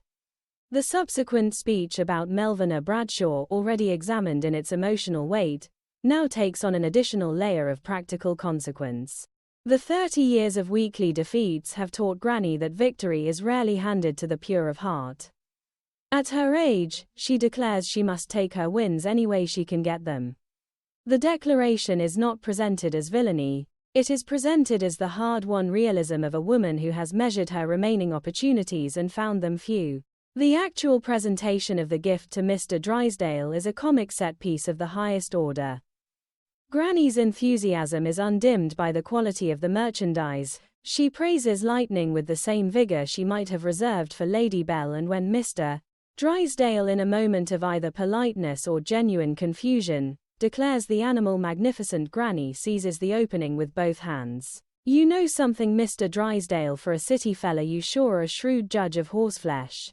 The line is pure Irene Ryan, warm, conspiratorial, and entirely without shame. She proceeds to gift both horse and buggy in a single expansive gesture, brushing aside every protest with the relentless logic of a woman who has already decided the matter. The banker's attempts to refuse are met with the unanswerable claim that the gift is really intended for Margaret and that the two women will now be able to enjoy friendly races around the neighborhood. The word friendly is spoken with a sincerity that fools no one, least of all the audience. The physical comedy surrounding the transfer of Lightning provides Max Baer Jr. with some of his richest material. The image of the exhausted animal being loaded into and out of Miss Jane's convertible is inherently absurd, and Jethro's matter-of-fact narration only heightens the effect. "That was the only way we could get that poor old thing over to the Drysdales." The effort of lifting the horse has given him an appetite, a detail that allows the script to undercut the drama of the moment with the simple physical reality of a large young man who is always hungry. When he offers Jed a scraped-up spoonful of Granny's special feed, the gesture is both thoughtful and slightly horrifying, particularly once it becomes clear that the mixture was intended to give Lady Bell an extra measure of speed. Jed's polite refusal and Jethro's subsequent admission that he has already swallowed the portion create a small, perfect loop of comic cause and effect. Granny's private preparations for the race reveal the full complexity of her position. Alone with Lady Bell, she mixes another batch of the special feed and offers the horse a pep talk that is equal parts encouragement and moral self-justification. "You don't have to hang your head if anybody says the race ain't fair. I'll take the blame." The line is extraordinary. In a single breath, Granny acknowledges the ethical problem she has created and accepts responsibility for it. Yet she does not abandon the plan. The feed is still administered. The advantage is still pursued. Irene Ryan plays the moment with a mixture of defiance and vulnerability that prevents the character from becoming merely comic or merely calculating. She is an old woman who has waited a lifetime for a particular kind of validation, and she is willing to carry the moral weight of her methods if that is the price of the prize. The counter-plotting on the Drysdale side adds further layers of intrigue. Mr. Drysdale, having realized that Granny has unloaded a worthless animal on his household, determines to secure a proper horse for his wife. The decision to return to the stable and purchase the finest buggy horse money can buy is both practical and characteristic. Money in Mr. Drysdale's world is the universal solvent for every difficulty the Clampitt's create. Yet the script does not allow him an easy victory. The very fact that he must scramble to correct Granny's maneuver places him in the reactive position that so often defines his relationship with the family. He is wealthy, influential, and clever, yet he is repeatedly forced to respond to initiatives that originate in the Clampitt mansion and radiate outward with unpredictable force. The theme of fairness receives its most sustained examination in these sequences. Jed's repeated insistence that the important thing is how one plays the game stands in clear opposition to Granny's determination to secure a win by any available means. The script does not resolve the tension in favor of one position. Instead, it allows both philosophies to coexist in the same household, generating comedy from their collision. When Granny is later discovered hiding in the broom closet on the morning of the race, her protestations that she is not scared but merely seeking a bottle of tonic for her liver provide a perfect comic distillation of the conflict. She wants the victory desperately enough to bend the rules, yet she is still human enough to feel the weight of what she is doing. The broom closet becomes a temporary refuge from both the race and her own conscience. Historically, the mid-1960s were years in which American popular culture was increasingly willing to examine the gap between stated ideals and actual behavior. The Beverly Hillbillies approached that gap with a light touch, yet the horse swap sequences carry a surprising amount of ethical weight. Granny's willingness to game the system is never celebrated as cleverness alone. It is always shadowed by Jed's quiet disappointment and by her own flickering awareness that the victory she seeks may be diminished by the means used to obtain it. The result is comedy that entertains without entirely letting its characters off the moral hook. The performances in this section are uniformly strong. Irene Ryan navigates Granny's mixture of cunning vulnerability and competitive fire with consummate skill. Buddy Ebsen's Jed remains the series' moral anchor, expressing disapproval without ever withdrawing affection. Max Baer Jr. continues to find fresh physical and verbal comedy in Jethro's literal-minded participation in events he only partially understands. And Raymond Bailey's Mr. Drysdale conveys the mounting frustration of a man who can buy almost anything except control over the Clampetts' next move. As the great horse swap reaches its conclusion, the stage is fully set for the race itself. Lightning the old gluepot stands as Mrs. Drysdale's reluctant mount. Lady Belle, fortified with Granny's special feed and the superior training of a champion, waits for her moment. The yellow-wheeled buggy, once a secret gift prepared in the dark, has become the instrument of a contest loaded with personal history and ethical complication. And the audience, fully aware of the comic disasters that await, is nevertheless invited to care about the outcome. In that invitation lies the continuing magic of the series, the ability to transform a mismatched pair of horses and a questionable transaction into a story about pride, aging, fairness, and the lengths to which people will go when the thing they want has been denied them for 30 years. The long-anticipated buggy race itself arrives in the composite script with the cumulative force of every secret paintbrush stroke, every dubious horse trade, and every 30-year-old grievance that has preceded it. What has been carefully prepared in the quiet of early mornings and the privacy of parlor negotiations now explodes into the public streets of Beverly Hills, and the resulting sequence stands as one of the purest distillations of the Beverly Hillbillies comic philosophy. Physical chaos, moral complication, and character revelation collide in a few frantic minutes of screen time, producing laughter that is inseparable from genuine affection for the people caught up in the madness.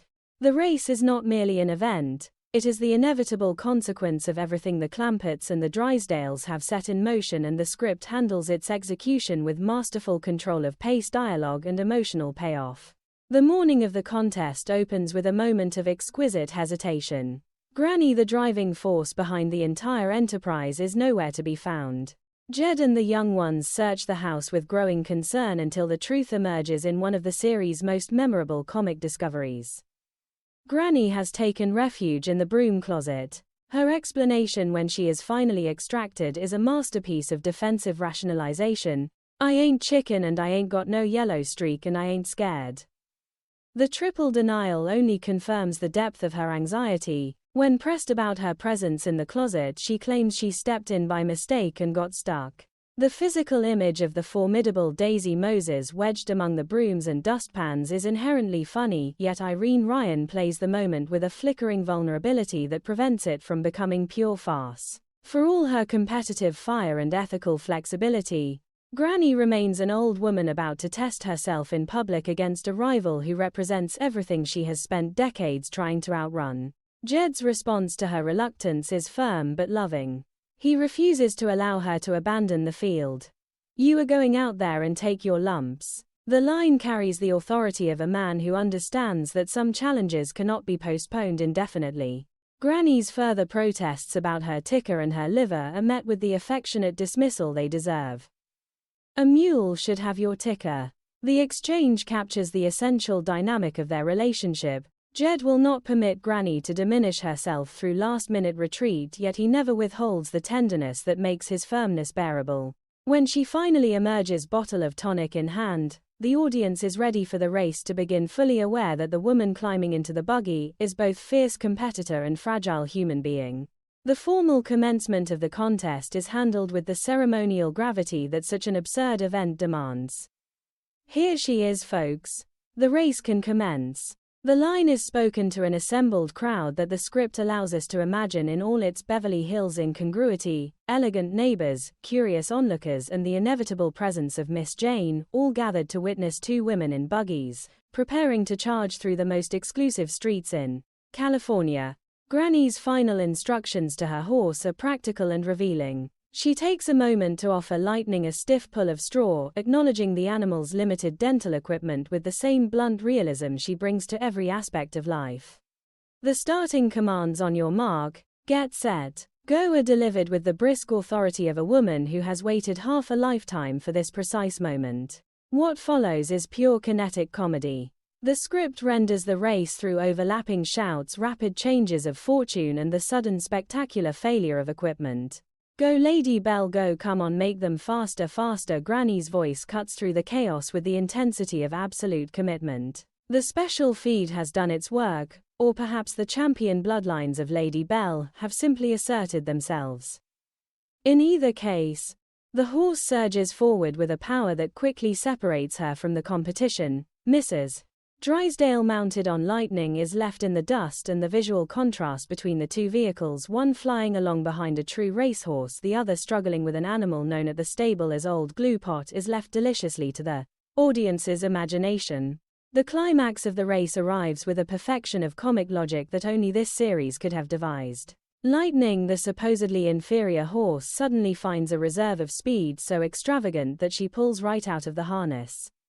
The buggy is left behind. Mrs. Drysdale is left behind, and Granny, still firmly attached to Lady Belle, thunders on to victory.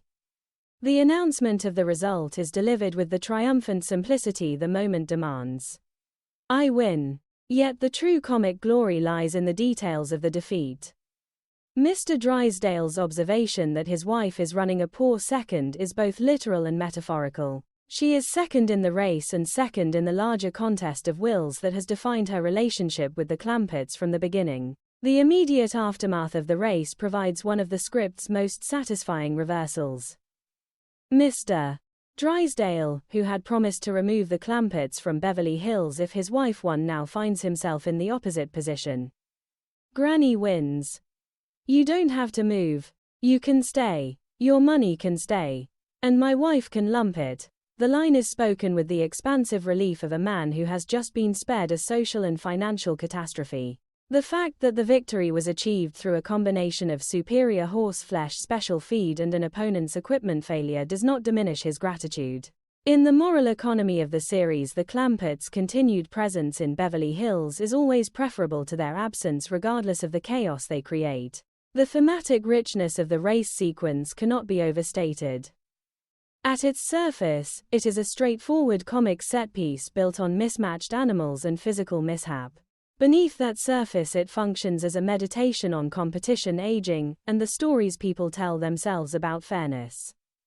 Granny has bent every available rule to secure her victory. She has given her rival a hopeless horse, fortified her own mount with secret feed, and approached the starting line with a mixture of terror and determination. Yet when the race is over, the script does not punish her. Instead, it allows her the triumph she has sought for 30 years, and it invites the audience to share in the satisfaction of that triumph. The series has always been more interested in emotional truth than in strict moral accounting, and the buggy race is a perfect illustration of that priority. The performances during these minutes are exceptional. Irene Ryan conveys Granny's blend of fear, ferocity, and eventual exaltation with the precision of a great stage actress working in the intimate medium of television. Buddy Ebsen's Jed watches the proceedings with the calm pride of a man who has seen his mother-in-law claim something she needed, even if the methods were imperfect. Max Baer Jr. and Donna Douglas provide the necessary energy of youth on the sidelines, while Raymond Bailey's Mr. Drysdale moves from anxiety to relief with the practiced skill of a performer who understood exactly how much of the series' comedy depended on his character's perpetual near misses with disaster. Historically, the image of two buggies racing through the streets of 1960s Beverly Hills carries a special resonance. The decade was defined by speed, fast cars, fast music, fast social change, yet the Clampetts insist on conducting their most important contests at the pace of horse and wheel. The anachronism is the point. In a culture increasingly obsessed with the new, the series continually asserts the enduring power of older forms of competition, older measures of worth, and older styles of victory. Granny's win is not a victory of modern efficiency. It is a victory of persistence, memory, and the refusal to let the past remain entirely unresolved. As the dust settles and the participants regain their breath, the race has accomplished everything the script required of it. Granny has claimed her single Sunday of triumph. Mr. Drysdale has been spared the necessity of expelling his most valuable depositors. Mrs. Drysdale has been publicly reminded that the Clampetts are not easily defeated. And the audience has been treated to a sequence of pure comic exhilaration grounded in character and consequence. The yellow-wheeled buggy, once a secret project completed in the dark, has now carried its creator to the finish line she has sought for half a lifetime. In that journey from pre-dawn paintbrushes to public victory lies the essential movement of the entire composite narrative, the transformation of private longing into shared uproarious and ultimately affirmative spectacle. The composite script of these season 4 episodes performs one of its most delightful and characteristic pivots when the high-speed chaos of the buggy race gives way to the quieter, more domestic absurdity of kittens in a nightgown. Draw. The transition is seamless in the logic of the Clampett universe, where one form of loving disorder simply yields to another without the need for elaborate explanation. What begins with Granny's triumphant return from the race quickly becomes a meditation on misunderstanding, protective instinct, and the pure-hearted literalism that has always been one of the series' richest sources of comedy. The introduction of the so-called cat burglar plot stands as a perfect example of how the Beverly Hillbillies could take a contemporary urban anxiety and filter it through the distinctive moral and linguistic lens of its rural protagonists, producing laughter that is both immediate and deeply rooted in character. The discovery itself is pure Irene Ryan. Ellie Mae, one of your cats has got her kittens in my nightgown drawer. The line is delivered with the particular blend of exasperation and reluctant affection that defined Granny's relationship with every living creature Ellie Mae dragged into the mansion. The nightgown drawer is not merely a piece of furniture. It is a repository of personal history containing garments from a hope chest that represent a lifetime of careful preservation. The presence of a mother cat and her 3 young ones in that sacred space is both a violation and, in the strange alchemy of the Clampett household, an almost inevitable occurrence. Ellie Mae's response is immediate and practical. She moves to relocate the animals, addressing the mother cat with the gentle firmness of a young woman who has never met an animal she could not reason with. Matilda, I told you to keep your young ones in my room. The naming of the cat is significant. In Ellie Mae's world, every creature has an identity and a place, even if that place occasionally shifts without permission into Granny's most private belongings. Jed's entrance into the scene provides the necessary calm center. His question, "What's all the commotion, Granny?" is spoken with the mild curiosity of a man who has long since accepted that peace and quiet are temporary conditions in his home. When Granny insists that he come and see for himself, the script allows a small perfect beat of skepticism. Jed examines the drawer and finds nothing. The kittens have already been moved. Granny's insistence that she saw them, a mama cat and 3 young'uns, is met with the gentle suggestion that she may have been dreaming.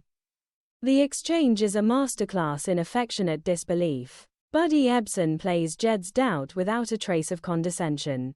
He is not dismissing Granny's perceptions so much as offering her a graceful exit from what appears to be a momentary confusion. When Granny later feels sharp claws on her leg and realizes the vision was real, the comic payoff is enriched by the earlier restraint. The true engine of the plot, however, is revealed in Ellie Mae's explanation for why the house is suddenly full of cats. The fellow on the radio last night said the Beverly Hills folks is being robbed by a cat burglar. The line is one of the purest examples of the series' gift for linguistic collision. In the urban world of 1960s America, a cat burglar was a sleek, sophisticated thief who entered homes with feline stealth to steal jewelry and cash. In the Clampett world, the phrase can mean only one thing: a person who steals cats. The misunderstanding is instantaneous, complete and utterly consistent with everything the audience knows about these characters. Donna Douglas delivers the explanation with the wide-eyed sincerity that made Ellie Mae's protective instincts both hilarious and genuinely touching. She has spent the night gathering every cat she could find and bringing them indoors for safety. The mansion has become a temporary sanctuary for the feline population of Beverly Hills, and Ellie Mae is prepared to defend her charges against any two-legged predator who might come calling. The family's reaction to this news unfolds with the layered comedy that was the series' specialty. Jethro's enthusiasm is immediate and characteristic. "Boy, I sure hope he comes here." The prospect of a confrontation excites him particularly, since cats have a habit of chasing him whenever he carries milk. Granny's response is more measured but equally revealing. She has no patience for thievery of any kind, yet she draws a clear moral distinction.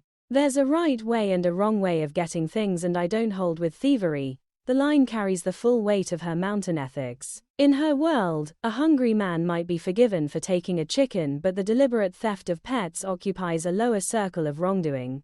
Jed's quiet agreement seals the household consensus. The Clampetts will not merely protect their own animals, they will actively prepare for the arrival of the thief. The broader cultural context of the mid-1960s adds resonance to the joke. America was then in the grip of various urban crime anxieties, and the figure of the cat burglar had become a familiar presence in newspapers and popular entertainment. By filtering that anxiety through the Clampetts' literal understanding, the script performs a gentle act of deflation. The sophisticated criminal of the public imagination is reduced to a potential stealer of tabbies and tomcats. And the elaborate security measures of the wealthy are replaced by Ellie Mae's sources of milk and homemade snares. The comedy is never mean-spirited. It simply insists that the Clampetts' moral universe is complete and self-consistent even when it collides with the terminology of the modern world. The physical presence of the cats provides endless opportunities for visual and verbal humor. Jethro's attempts to clear the kitchen of kittens result in a running gag of incomplete eviction. "I think I got them all. I didn't leave any, did I?" His uncertainty is well-founded. The animals have the run of the house, and their ability to reappear in unexpected places becomes a structural principle of the scenes that follow. When Granny later feels claws on her leg and realizes that at least one kitten has escaped Jethro's sweep, the moment lands with the perfect timing of classic situation comedy. The audience has been trained to expect the animal's persistence, and the payoff is all the sweeter for the preparation. Ellie Mae's determination to set traps introduces a new level of loving over-preparation. Her snares are distributed throughout the house and grounds with the thoroughness of a young woman who takes her responsibilities seriously. The milk-filled saucers placed in the grass are both bait and symbol. They represent Ellie Mae's dual commitment to the comfort of the cats and the capture of their potential thief. The fact that these same traps will later ensnare various members of the household, including the fraudulent detective, is a comic inevitability that the script prepares with great care. For the moment, however, the traps stand as pure expressions of protective intent. The thematic heart of these sequences lies in the collision between two different forms of care. Ellie Mae's care is expansive, instinctive, and indiscriminate. Every cat in the neighborhood is entitled to safety under her roof. Granny's care is more particular and more closely tied to the preservation of personal order. The nightgown drawer represents a boundary that even beloved animals should not cross. Jed's care is mediated through his role as peacemaker and interpreter. He moves between the other characters, translating their concerns into a shared household policy. Together, they create a temporary community organized around the misunderstood threat of the cat burglar, and the audience is invited to find both humor and warmth in their collective response. Historically, the episode reflects the series' ongoing project of examining how rural values adapt or refuse to adapt to urban circumstances. The Clampetts do not abandon their protective instincts when they move to Beverly Hills. They simply apply those instincts to new and unexpected objects. The cat burglar scare allows the show to celebrate that continuity while generating fresh comedy from the inevitable misunderstandings. In an era when many Americans were feeling increasingly disconnected from older forms of community responsibility, the Clampetts' readiness to shelter every threatened animal offered a gentle reminder of a more expansive moral vision. As the household settles into its new routine of vigilance and feline overcrowding, the stage is fully prepared for the arrival of the man who will claim to be a detective. The traps are set. The cats are mostly indoors. The family's understanding of the threat is complete and completely wrong. And the audience, richly entertained by the nightgown drawer and its consequences, is ready for the next turn of the comic screw. In the movement from racing buggies to rescued kittens, the composite script reaffirms one of the series' most enduring truths in the Clampett world: love is always larger than logic, and the results of that imbalance are endlessly affectionately funny. The composite script of these classic Season 4 episodes reaches a new peak of affectionate absurdity when the Clampett household transforms itself into a fortress of homemade security in anticipation of the misunderstood cat burglar. What began with kittens in a nightgown drawer now expands into a full-scale campaign of preparation, and at the center of that campaign stand two of the series' most endearing figures: Ellie Mae, whose protective instincts know no bounds, and Jethro, whose enthusiasm for any role that allows him to feel important knows even fewer. The sequences devoted to the setting of traps and the self-appointment of a double-knot spy constitute a masterclass in character comedy, physical humor, and the gentle satire of preparedness. They also provide one of the purest expressions of the show's enduring belief that love, however misguided in its methods, remains the most powerful force in the Clampett universe.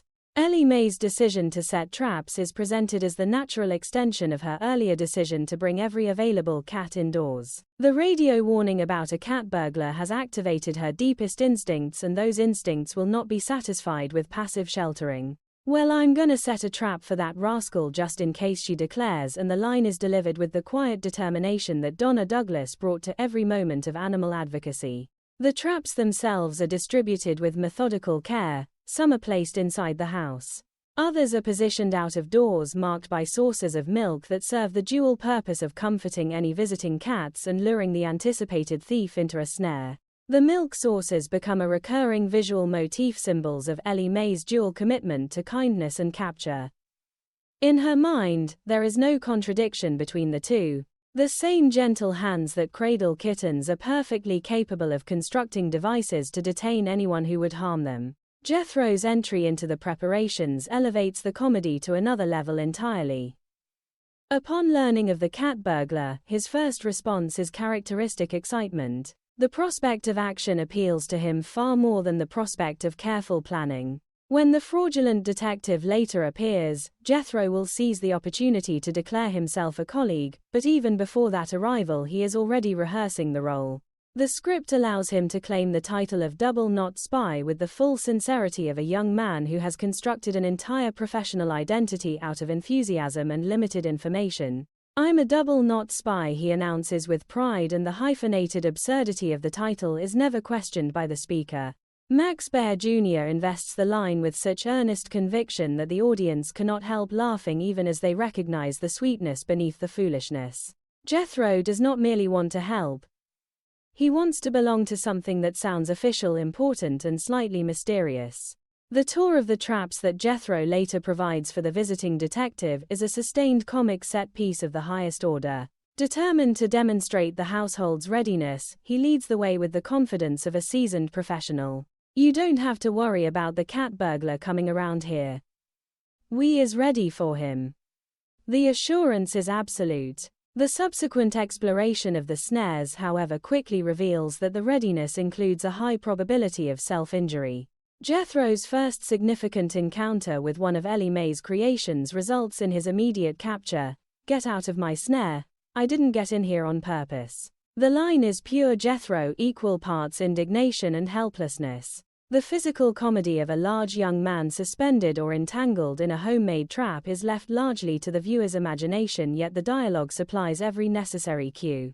Ellie Mae's calm instruction to wait a moment while she deals with other matters only prolongs the humiliation, and Granny's offer of something for a headache adds a final layer of domestic normalcy to the absurdity. The introduction of the various family members to the supposed detective during this tour provides further opportunities for character revelation. Granny's appraisal of the young man's looks, good-looking young fella, downright handsome, is delivered with the frank appreciation of a woman who has never seen any reason to withhold her opinions. Jed's polite greeting maintains the household's standard of hospitality even in the midst of security preparations. Ellie Mae's willingness to demonstrate additional traps shows that her protective zeal has not been diminished by Jethro's mishaps. Throughout these exchanges, the script maintains a perfect balance between the family's genuine concern for the cats and their complete misunderstanding of the actual threat. The audience knows that the visitor is not what he claims to be, yet the Clampett's open-hearted acceptance of him is never presented as mere gullibility. It is presented as the consistent expression of a moral code that begins with the assumption of good intentions. The thematic richness of these preparation sequences lies in their exploration of competence, intention, and the gap between the two. Ellie Mae's traps are constructed with care and placed with intelligence. They are not foolish devices. They are simply designed for a threat that does not exist in the form she imagines. Jethro's double-knot spy identity is equally sincere. He is not pretending to be something he knows he is not. He genuinely believes that his combination of enthusiasm, physical strength and rudimentary tradecraft qualifies him for the role. The comedy arises from the collision between these good intentions and the actual requirements of the situation. The series never mocks the intentions themselves. It simply allows the consequences to unfold with affectionate inevitability. Historically, the mid-1960s were years in which American popular culture displayed a growing fascination with spies, detectives, and secret agents. Television schedules were filled with stylish secret agents and hard-boiled private investigators.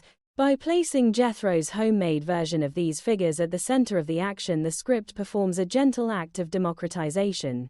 The glamorous professional of the popular imagination is replaced by a large, good-hearted young man from the Ozarks who has decided that double-knot spy is a title worth claiming.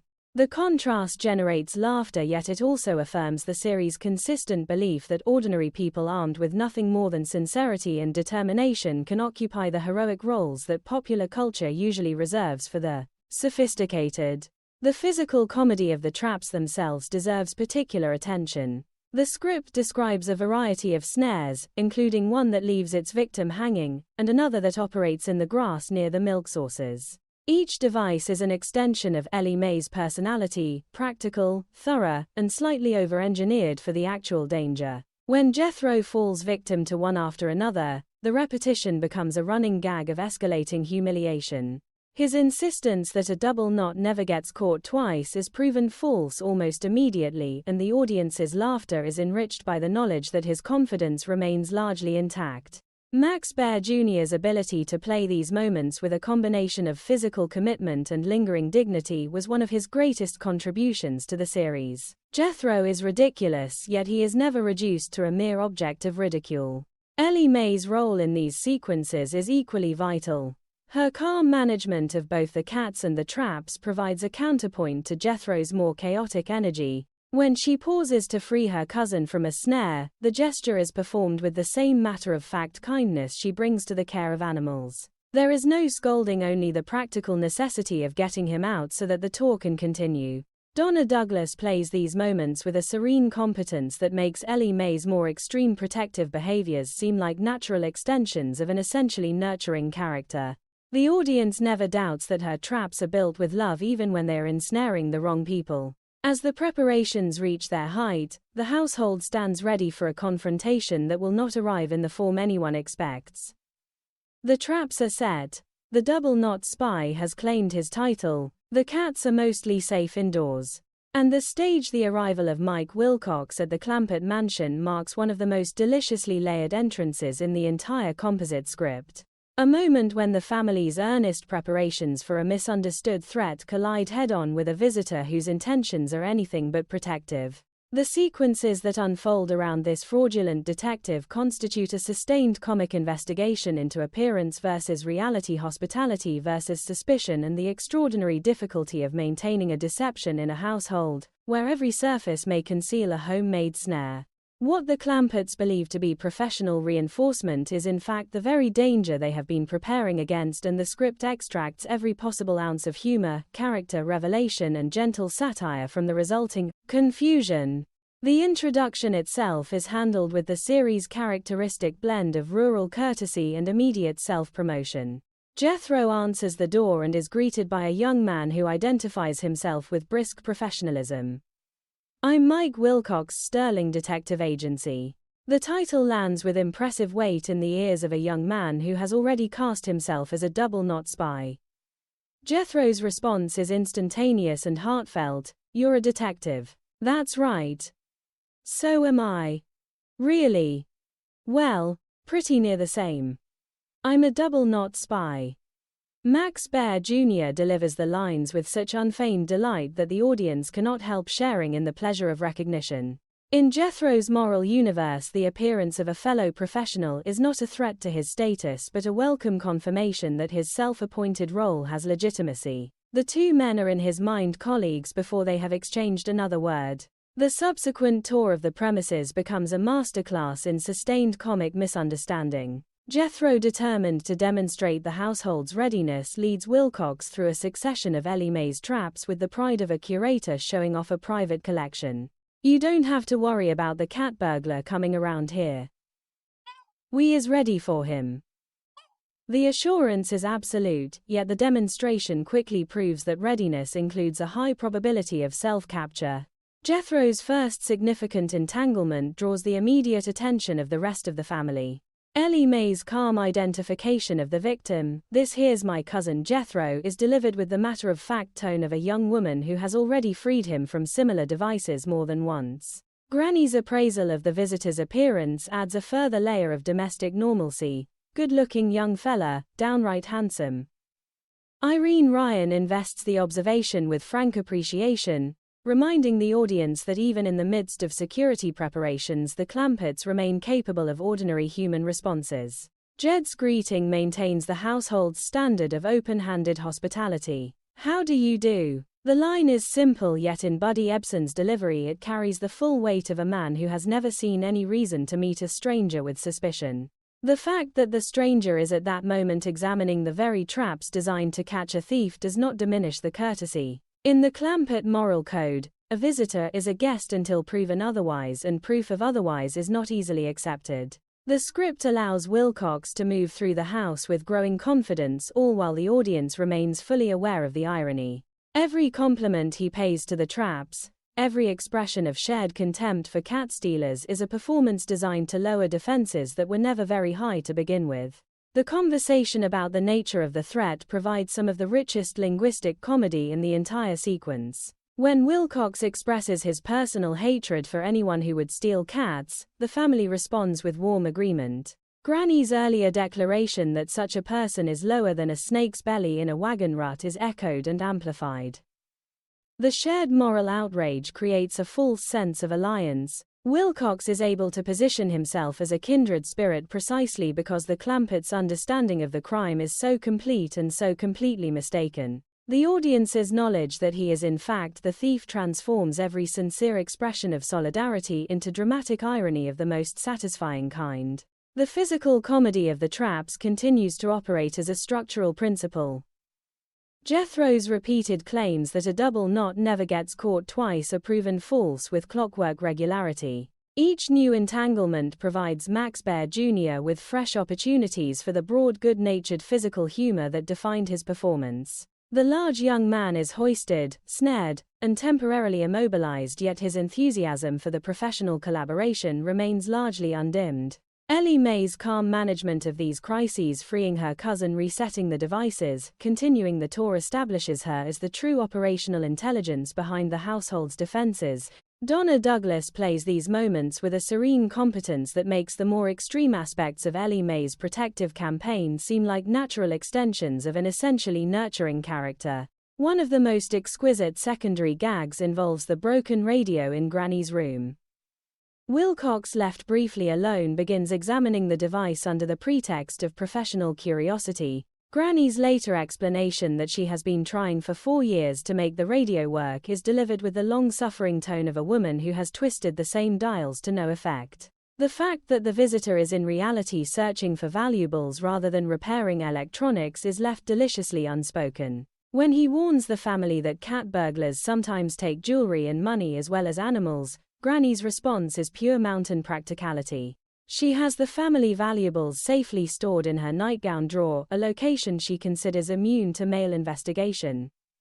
The irony is multiple and perfectly layered. The drawer has already served as a maternity ward for kittens. It is about to become the focal point of the evening's climax. And Granny's confidence in its security is both touching and wildly misplaced. The thematic heart of these sequences lies in the collision between two different forms of performance. Wilcox is performing the role of helpful detective with professional skill. Jethro is performing the role of double-knot spy with unprofessional but absolute sincerity.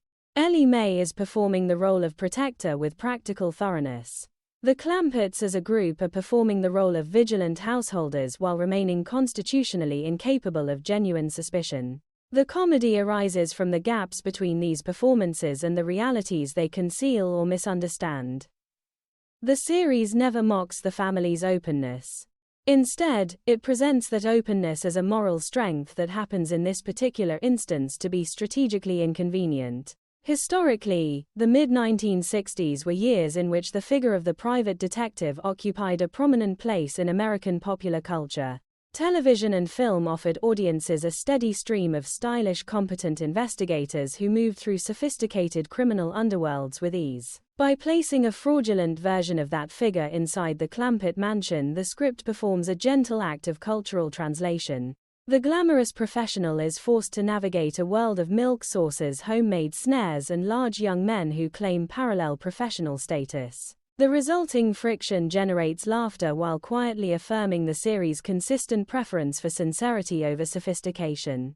The performances in this section are uniformly excellent. The actor portraying Wilcox must navigate the difficult task of appearing credible to the family while signaling his true nature to the audience, and the script gives him ample material for both requirements. Max Baer Jr. continues to find new variations on Jethro's blend of physical comedy and earnest self-importance. Donna Douglas maintains Ellie Mae's center of calm competence. Irene Ryan and Buddy Ebsen provide the grounding presence of the older generation, accepting the visitor's credentials with the same courtesy they would extend to any other guest. Together they create a household that is simultaneously well-defended and completely exposed, a paradox that only this series could sustain with such affectionate consistency. As Wilcox completes his initial survey of the mansion and prepares to take his leave, the stage is fully set for the nocturnal climax. The traps remain in place, the double-knot spy remains enthusiastic, the family's trust remains intact, and the audience, richly entertained by the layers of mistaken identity and misplaced confidence, is ready for the moment when all of these carefully constructed arrangements will collide in the dark. In the movement from front door greeting to final farewell, the composite script has transformed a simple con man's entrance into a comprehensive portrait of hospitality deception, and the enduring comic power of people who insist on meeting the world with open hearts and homemade snares. The decision of Milburn Drysdale to spend the night at the Clampett mansion in order to protect his most valuable depositors from the so-called cat burglar produces one of the richest and most sustained comic sequences in the entire composite script. What begins as a gesture of self-interested guardianship rapidly becomes a masterclass in colliding schedules, misunderstood noises, and the peculiar difficulties of maintaining dignity in a household where bedtime arrives with the setting of the sun and every shadow may conceal either a kitten or a homemade snare. The overnight stay stands as a perfect distillation of the series' gift for placing the rigid expectations of Beverly Hills inside the fluid, affectionate chaos of the Clampett world and allowing the resulting friction to generate both laughter and unexpected warmth. Mr. Drysdale's announcement of his intention is delivered with the brisk authority of a man who has already calculated the advantages. I personally am gonna spend the next few nights at the Clampetts. The line is spoken to Miss Hathaway with the confidence of a banker who believes that his presence alone constitutes a significant deterrent. The subsequent negotiation over who will guard the Drysdale home in his absence provides a secondary layer of comedy. Miss Hathaway's reluctance to accept the assignment without additional compensation is met with the banker's characteristic thrift. She may stay in his beautiful house for nothing. The exchange underscores one of the series' running jokes about Mr. Drysdale's complicated relationship with generosity. He is willing to risk his own comfort to protect the Clampett fortune, yet he remains incapable of parting with a few extra dollars for his long-suffering secretary. The arrival at the mansion and the preparations for the night unfold with the gentle inevitability of Clampett hospitality. Granny's offer of a nightshirt is both practical and revealing. Do you need the loan of a nightshirt? The question assumes that a guest is a guest regardless of the reason for the visit and that the household's resources are available for his comfort. Mr. Drysdale's polite refusal and his explanation that he has brought his own things do not diminish the warmth of the gesture. The family accepts his presence without suspicion or excessive gratitude. He is simply there, another temporary member of the household, and the evening will proceed according to Clampett time. That time proves to be the first significant source of comic friction. When the family announces that it is time to turn in, Mr. Drysdale's astonishment is immediate. But it's 7 o'clock. The line captures the full cultural distance between the two worlds. In the banker's universe, the evening is just beginning. In the Clampett universe, the day's work is done, the sun has set, and the natural order of things calls for sleep. Jed's mild explanation that they have already passed their bedtime is delivered with the calm acceptance of a man who has never seen any reason to fight the rhythms of the natural world. The compromise that allows Mr. Drysdale to stay up as late as 8 or even 9 o'clock is offered with genuine hospitality, yet it only underscores how foreign the family's schedule remains to their guest. The nocturnal portion of the sequence is a carefully orchestrated symphony of mistaken identity and physical comedy. The house settles into an uneasy quiet that is soon broken by the inevitable complications of too many cats and too many traps. Granny's discovery of a cat in her bed produces the first alarm. Just found this one in my bed. I don't know how many more Ellie's got stashed. The line is pure Irene Ryan, equal parts exasperation and resigned acceptance. When further noises are heard from downstairs, the family interprets them through the lens of their prepared narrative. The cat burglar has arrived. Jed and Granny prepare to investigate. Jethro, whose bed is full of cats, is ordered to remain where he is. The stage is set for confrontation. The actual events downstairs unfold with the layered irony that only this series could sustain. The fraudulent detective Mike Wilcox has returned to complete his work under cover of darkness. The family, moving through the darkened house with the confidence of people who believe they are the hunters, encounters him in the midst of his search. Ellie Mae's capture of the intruder is presented with the same practical competence she brings to every protective task. Ellie just caught the cat burglar for you. The announcement is made with calm satisfaction. The subsequent confusion of identities, multiple people claiming to have caught the thief, Jethro arriving with Miss Hathaway wrapped in a blanket, the gradual sorting of who is who produces a climax of pure comic disorder. Mr. Drysdale's role in these events is particularly rich. Having insisted on spending the night in order to provide protection, he finds himself largely peripheral to the actual captures. His proud declaration that he had a feeling the thief would strike here is undercut by the fact that the real work has been done by Ellie Mae's traps and the family's collective response. The image of the dignified banker attempting to assert authority in a darkened mansion full of cats' snares and excited Clampetts is inherently funny. Raymond Bailey plays the mounting frustration with the skill of a performer who understood that his character's dignity was most entertaining when it was most thoroughly compromised. The broken radio in Granny's room provides one of the sequence's most elegant secondary threads. Wilcox's earlier examination of the device under the pretext of professional interest now takes on additional meaning. When the family discovers him at the radio during the night, Granny's interpretation is characteristically generous. She believes the young man is attempting to repair the long broken set as a surprise. That sweet boy. He's fixing it for me in the dark. He wants it to be a surprise. The line is delivered with such genuine appreciation that the audience's knowledge of the truth only deepens the comedy. Irene Ryan invests the moment with a warmth that makes Granny's misreading of the situation both hilarious and oddly touching. Even in the midst of a burglary, the Clampetts remain capable of finding evidence of kindness. The thematic heart of the overnight sequences lies in the exploration of protection and its ironies. Mr. Drysdale has come to the mansion in order to guard the family and their fortune. The family has prepared elaborate defenses against a threat they have completely misunderstood. The actual thief has walked through those defenses by performing the role of an ally, and the only people who successfully capture anyone are the Clampetts themselves, operating on instinct, love, and homemade technology. The series does not mock the desire to protect. Instead, it suggests that genuine protection arises more often from relationship and readiness than from professional credentials or financial calculation.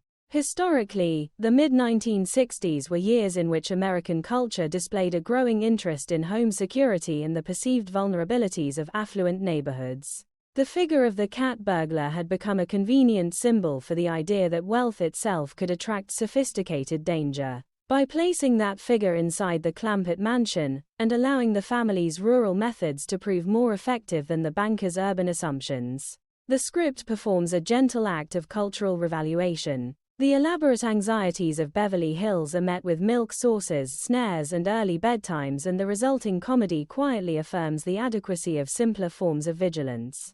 The performances during the night sequence are exceptional.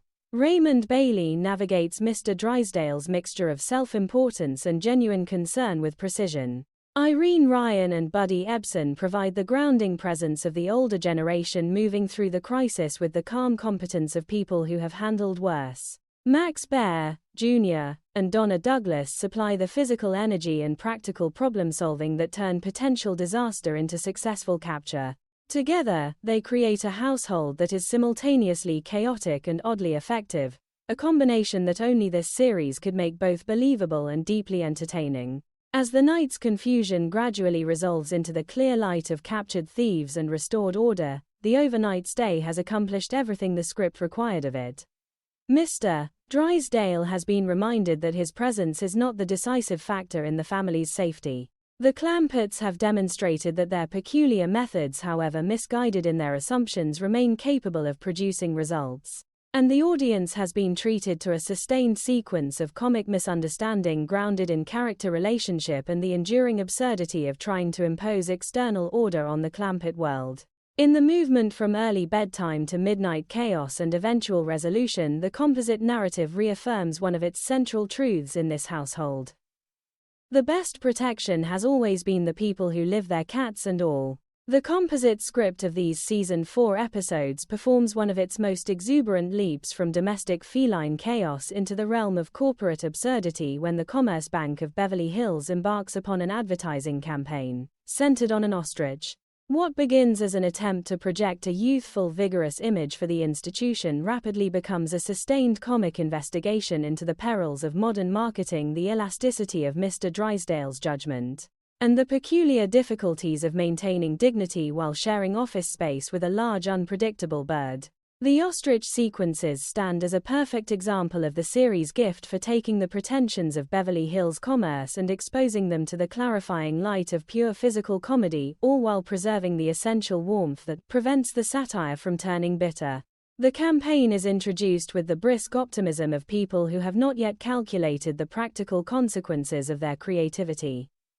Mr. Drysdale, seeking to refresh the bank's public image, has agreed to pose for a series of advertisements built around the theme of forward-looking financial leadership. The central visual concept is announced with pride. The banker will appear alongside an ostrich, a creature whose associations with burying its head in the sand will be cleverly inverted to suggest the opposite quality. Don't bury your head in the sand.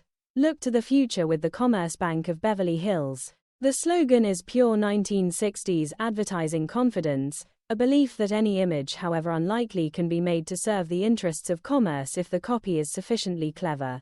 The script allows the audience to savor the gap between the intended sophistication of the campaign and the inherent ridiculousness of the chosen symbol. Mr. Drysdale's initial enthusiasm is quickly tempered by the reality of the bird itself. When the ostrich is delivered to his office, the confrontation between executive dignity and avian unpredictability produces immediate comedy. The banker's horror at the prospect of posing with that goofy-looking bird is met with the advertising team's cheerful insistence that the concept is fresh and full of possibilities. Suggested follow-up slogans: "Don't stick your neck out," "Take a giant step forward," "Feather your nest," only deepen his dismay. The moment when he fires the responsible party and then finds himself the unexpected owner of a $2,000 ostrich named Miriam is pure Drysdale misfortune.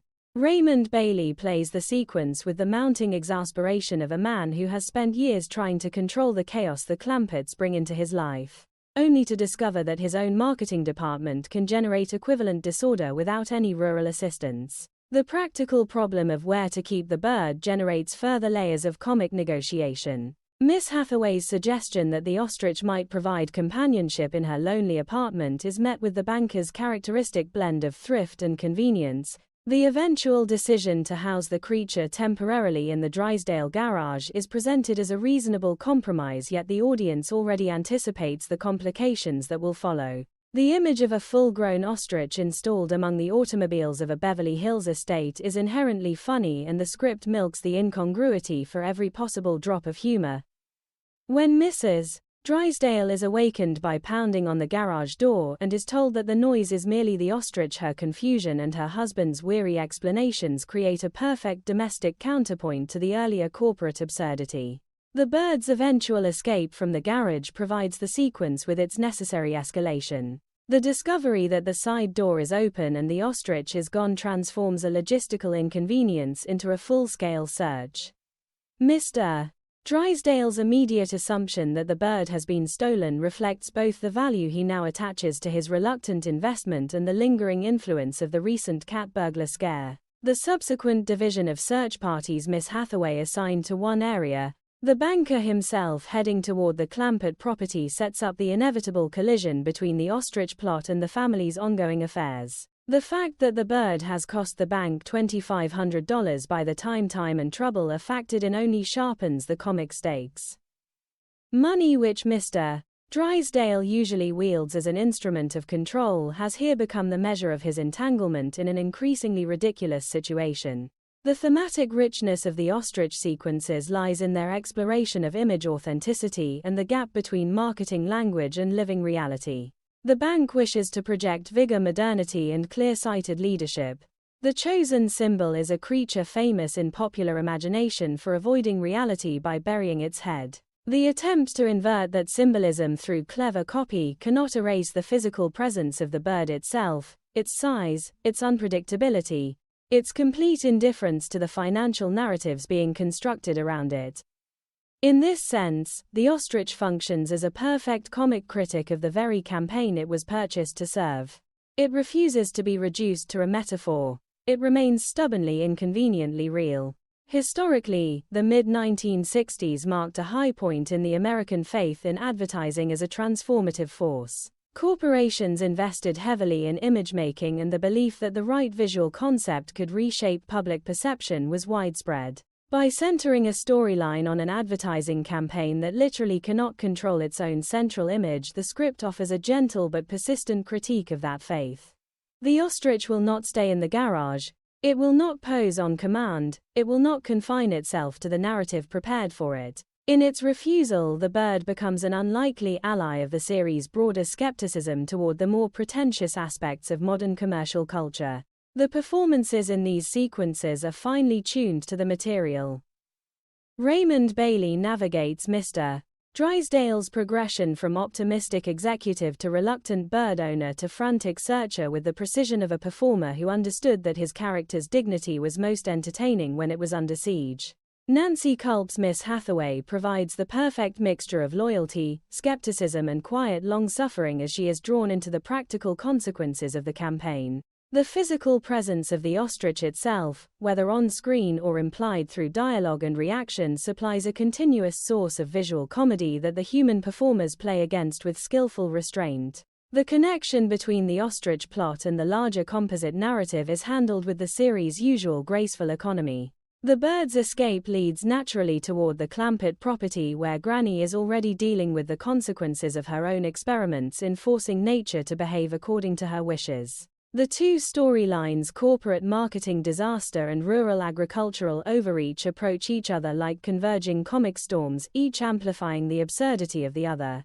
The audience is invited to recognize that the banker's expensive bird and Granny's chemically enhanced tomatoes are at a deeper level variations on the same theme: the human desire to improve upon reality and the tendency of reality to resist the improvement in the most inconvenient ways possible. As the search for the missing ostrich intensifies, the script has succeeded in transforming a simple advertising concept into a comprehensive portrait of commercial hubris, practical entanglement, and the enduring comic power of animals that refuse to follow the script prepared for them. The garage that was meant to provide temporary containment has become the launching point for further chaos. The $2,000 investment has become a $2,500 problem. And Mr. Drysdale, who has spent years trying to manage the Clampetts, finds himself once again managing a situation that has moved decisively beyond his control. In that movement from boardroom concept to escaped bird, the composite narrative reaffirms one of its central comic principles in the world of the Beverly Hillbillies: no plan, however carefully designed, is ever entirely safe from the disruptive vitality of the living creatures drawn into its orbit. The composite script of these season 4 episodes reaches one of its most exuberantly inventive peaks when Granny's determination to produce prize-winning tomatoes leads her into the dangerous territory of forced growth and unintended consequences. What begins as a straightforward agricultural rivalry with Mrs. Drysdale rapidly expands into a full-scale comic meditation on the limits of human interference with the natural order, the persistence of rural ingenuity, and the peculiar difficulties of concealing a 7-foot chicken in a Beverly Hills mansion. The sequences devoted to the tomato tonic and its spectacular side effects stand among the purest expressions of the series' gift for combining physical absurdity with genuine character insight, all while preserving the affectionate tone that prevents the chaos from ever becoming cruel. The motivation for the tonic is rooted in one of Granny's most consistent traits: the refusal to accept second place. When she learns that Mrs. Drysdale intends to enter a magnificent tomato in the county fair, a tomato that Granny immediately suspects was grown by hired help rather than by the lady of the house herself, her competitive instincts ignite with familiar intensity. "I know that spiteful woman. She'd do anything to beat me." The line is pure Irene Ryan, sharp, suspicious, and already formulating a response. The decision to invent a powerful growing tonic follows with the same brisk confidence she brings to every practical challenge. She does not merely intend to match Mrs. Drysdale's tomato. She intends to produce specimens that will make the rival entry look like a bloodshot gooseberry. The language is vivid, earthy, and entirely characteristic. In Granny's moral universe, excellence is not a matter of hired expertise, it is a matter of personal effort, secret knowledge, and the willingness to push nature a little harder than nature might prefer. The application of the tonic is rendered with the series' usual attention to physical detail and escalating commitment. Granny and her reluctant assistants douse the tomato plants repeatedly even as the liquid begins to puddle on the ground and threaten to run into the neighboring yard. Jed's mild suggestion that they allow the mixture to soak in overnight is met with characteristic impatience. "Them tomatoes are gonna be force-grown." The line captures Granny's essential approach to the natural world. Patience is a virtue she admires in others but rarely practices when her own ambitions are engaged. The use of lanterns to continue the work after dark only underscores the intensity of her focus. In these moments, the script gently satirizes the human desire to improve upon nature's timetable while never losing sympathy for the old woman who simply wants to win a blue ribbon before time runs out. The first indication that the tonic has effects beyond the vegetable kingdom arrives with the disappearance of the prized tomatoes themselves. Granny's discovery of chicken tracks in the patch produces a burst of righteous anger. "When I get my hands on you, you're gonna be chicken stew." The threat is delivered with the full force of a woman who has just seen her carefully nurtured ambitions reduced to empty vines and scattered feathers. Yet the true comic revelation is still to come. In the pre-dawn darkness, Granny encounters what she can only describe as a 7-foot chicken, an enormous distorted creature whose drumsticks and neck have grown out of all proportion to the rest of its body. The description is both hilarious and strangely poignant. Your middle hasn't caught up with your neck or your drumsticks. Irene Ryan plays the moment with a mixture of scientific curiosity and genuine dismay. She has meddled with nature. And nature has responded in a manner she did not anticipate. The decision to hide the transformed bird and invent a shrinking remedy provides the sequence with its central dramatic engine. Granny's determination to correct her mistake before the rest of the family discovers it generates a sustained campaign of concealment, misdirection, and increasingly desperate improvisation. The invention of Pasadena berries as an excuse to send Jed and the young ones out of the house is a masterstroke of comic desperation. "You'll find out when you get to Pasadena." The line is delivered with such brisk authority that the family nearly accepts the errand at face value. Only Jed's quiet skepticism prevents the complete success of the maneuver. Buddy Ebsen plays the recognition that Granny is hiding something with the mild affectionate intelligence that defined his performance. He does not confront her directly, he simply adjusts his plans and begins to look more carefully at the evidence around him. The thematic heart of these sequences lies in their exploration of ambition, consequence, and the limits of control. Granny's desire to produce superior tomatoes is not presented as foolish. It is presented as the natural expression of a competitive spirit that has already driven her to extraordinary lengths in the matter of the buggy race. The tonic itself is an extension of the same practical ingenuity that allows her to mix special feed for racehorses and construct remedies for every conceivable ailment. What the script examines with gentle but persistent attention is the moment when that ingenuity overreaches. The 7-foot chicken is not merely a comic monster, it is the visible embodiment of good intentions carried past the point of wisdom. Granny's subsequent efforts to shrink the bird back to normal size carry the full weight of responsibility. She does not deny her role in the transformation. She simply sets about repairing it with the same energy she brought to creating it.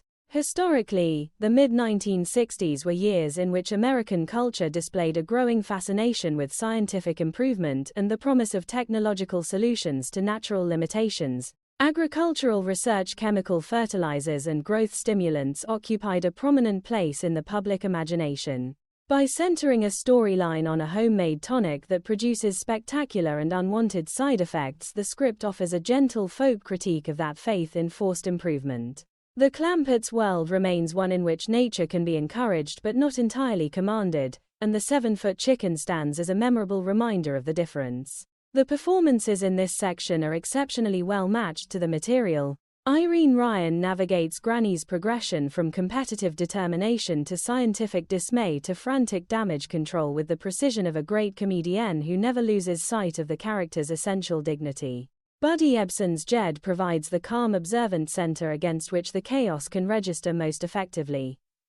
Max Baer Jr.'s Jethro, whose appetite remains a reliable comic resource even in the midst of agricultural crisis, supplies the necessary physical energy and literal-minded commentary. Donna Douglas's Ellie Mae, though less central to these particular sequences, maintains the household's baseline of practical kindness. Together, they create a family that can absorb even a 7-foot chicken into its ongoing life without losing its fundamental coherence. The connection between the tomato tonic plot and the larger composite narrative is handled with the series' usual graceful economy. Granny's agricultural overreach parallels Mr. Drysdale's marketing overreach with the ostrich. Both characters have attempted to improve upon reality in pursuit of competitive advantage. Both have produced living complications that refuse to remain within the boundaries prepared for them. The script allows the two storylines to approach each other without forcing an artificial merger, trusting the audience to recognize the thematic rhyme. In both cases, the living creature, whether ostrich or enlarged chicken, proves more durable and more disruptive than the human plans constructed around it. As Granny continues her efforts to reverse the tonic's effects, and the family grows increasingly aware that something unusual is occurring behind the closed doors of her domain, the stage is fully set for further revelations. The 7-foot chicken remains hidden, the shrinking remedy remains unproven, and the county fair remains an unclaimed prize. Yet the true achievement of these sequences lies not in the resolution of the plot but in the richness of the comic world they create. In the movement from ambitious dousing of tomato plants to the desperate concealment of an oversized bird, the composite script reaffirms one of its central truths in the Clampett universe: the attempt to force nature will always produce consequences, and those consequences will always be more interesting, more complicated, and more thoroughly entertaining than the original plan. The composite script of these season 4 episodes performs one of its most socially acute and comically precise transitions when the agricultural and avian chaos of the Clampett household yields to the return of Sonny Drysdale, perennial undergraduate and reluctant adult whose reappearance sets in motion a sustained examination of work privilege, courtship, and the collision between two entirely different understandings of what it means to make one's way in the world. What begins as a family crisis for the Drysdales rapidly expands into a multi-layered comic investigation of parental expectation, romantic misunderstanding, and the peculiar difficulties of selling beauty products to a young woman who has never felt the need of them. The sequences devoted to Sonny's homecoming, his forced entry into the labor market, and his eventual proposal to Ellie Mae stand among the series' sharpest portraits of class character, and the enduring gap between intention and result. The announcement of Sonny's return is delivered with the mixture of pride and exasperation that defined Mr. Drysdale's relationship with his stepson. 19 years of higher education have produced a young man who remains a sophomore, a fact the banker reports with the weary precision of a man who has been writing tuition checks for nearly 2 decades. He's been in and out of every college east of the Rockies. The oldest undergraduate in history, the line is pure Raymond Bailey clipped, factual and edged with the frustration of a financier who cannot make this particular investment yield a return. The further revelation that Sonny's primary academic activity has been writing home for money only deepens the comic portrait. In the Drysdale household, education has become less a process of intellectual development than a prolonged postponement of adulthood, and the script examines that postponement with a blend of satire and unexpected sympathy. Mrs. Drysdale's defense of her son is immediate and absolute. The 4-letter word that has so offended her work is pronounced with the full horror of a woman who has spent years protecting her child from precisely that necessity. The subsequent scene in which Sonny confronts his stepfather about being torn from the fountain of knowledge is a masterclass in comic self-pity. "Why did you tear my thirsty lips from the fountain of knowledge?" The language is extravagant, theatrical, and entirely consistent with a young man who has learned to perform sensitivity as a substitute for effort. Mr. Drysdale's response: "Because you were getting waterlogged," cuts through the performance with the blunt practicality that the character brings to every financial and familial calculation. The exchange establishes the central tension of the storyline: one household that regards work as optional and potentially damaging, and another just across the way that regards work as the natural condition of a useful life. The decision to place Sonny in door-to-door sales of adorable beauty products is both punitive and strategically shrewd. Mr. Drysdale has arranged the position through the quiet application of financial pressure, and the job itself is designed to expose his stepson to the realities of rejection, persistence, and the necessity of effort. The early results are predictably dismal. Sonny's method of driving up in front of houses and honking the horn waiting for customers to come to him produces no sales whatsoever. The image of the pampered young man expecting the world to arrange itself around his convenience is both hilarious and quietly revealing. When his mother suggests that the chauffeur might knock on doors for him, the line captures the full extent of the cushioning that has defined Sonny's existence. The world has always come to him. The idea that he might have to go to the world remains foreign. The turning point arrives when Sonny decides to try his luck at the Clampett mansion. The decision is driven less by commercial strategy than by the lingering memory of Ellie Mae, whom he recalls as a wild, unspoiled wood nymph. The language is romantic, idealized, and entirely detached from the actual young woman who lives next door. When he arrives with his sample case and launches into his sales presentation, the collision between his prepared script and Ellie Mae's literal, practical responses produces comedy of the most satisfying kind. The perfume called Moon Swept Desire is judged superior to vanilla extract. The more expensive Midnight Madness is appreciated primarily because Sonny puts it behind his own ear so that Ellie Mae can smell it more easily.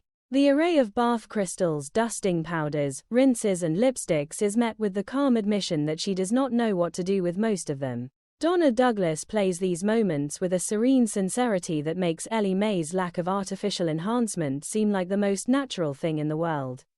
She is not rejecting beauty, she is simply unacquainted with the idea that it requires a suitcase full of products. The sales encounter rapidly evolves into something neither participant fully understands. Sonny, mistaking Ellie Mae's polite interest for romantic encouragement, begins to perform the role of ardent suitor. Ellie Mae, mistaking his romantic performance for an unusually thorough product demonstration, continues to evaluate the merchandise. The misunderstanding reaches its peak when Sonny drops to his knees, an action that Jed, observing from a distance, interprets as a proposal. The subsequent clarification that Sonny was merely painting Ellie Mae's fingernails provides one of the script's most elegant comic reversals. The audience is allowed to enjoy the gap between the family's expectations and the actual events, while the deeper comedy of two people conducting entirely different conversations in the same room continues uninterrupted. The formal proposal, when it finally arrives, is a masterpiece of mismatched language and emotional disconnect. Sonny's speech is filled with the elaborate metaphors of a young man who has learned about love from books and campus theatrics. It's like penning up a wild deer or capturing a beautiful butterfly or caging a soaring bird. Ellie Mae's response is devastating in its simplicity. "Are you sure you want to do all that to me?" The question cuts through the performance and forces a moment of genuine, if temporary, clarity. When the actual proposal is made, Ellie Mae, "Will you marry me?" her answer is polite, firm, and entirely without cruelty. "No thank you." The subsequent exchange, in which Sonny attempts to persuade her of the magnitude of the opportunity she is refusing, only underscores the distance between them. She likes him. She does not love him. And she is constitutionally incapable of pretending otherwise. The thematic richness of these sequences lies in their examination of work worth and the stories people tell themselves about both. Sonny has been protected from effort for so long that he has come to regard it as an insult. The Clampetts, by contrast, regard effort as the ordinary condition of a decent life. Ellie Mae's rejection of the proposal is not presented as a triumph of rural simplicity over urban sophistication. It is presented as the natural consequence of a young woman who knows her own heart, and sees no reason to complicate it with a marriage based on convenience, parental pressure, or the temporary excitement of perfume samples. The script allows her clarity to stand without lecture or apology. Historically, the mid-1960s were years in which American culture was beginning to question traditional timelines for education, work, and marriage.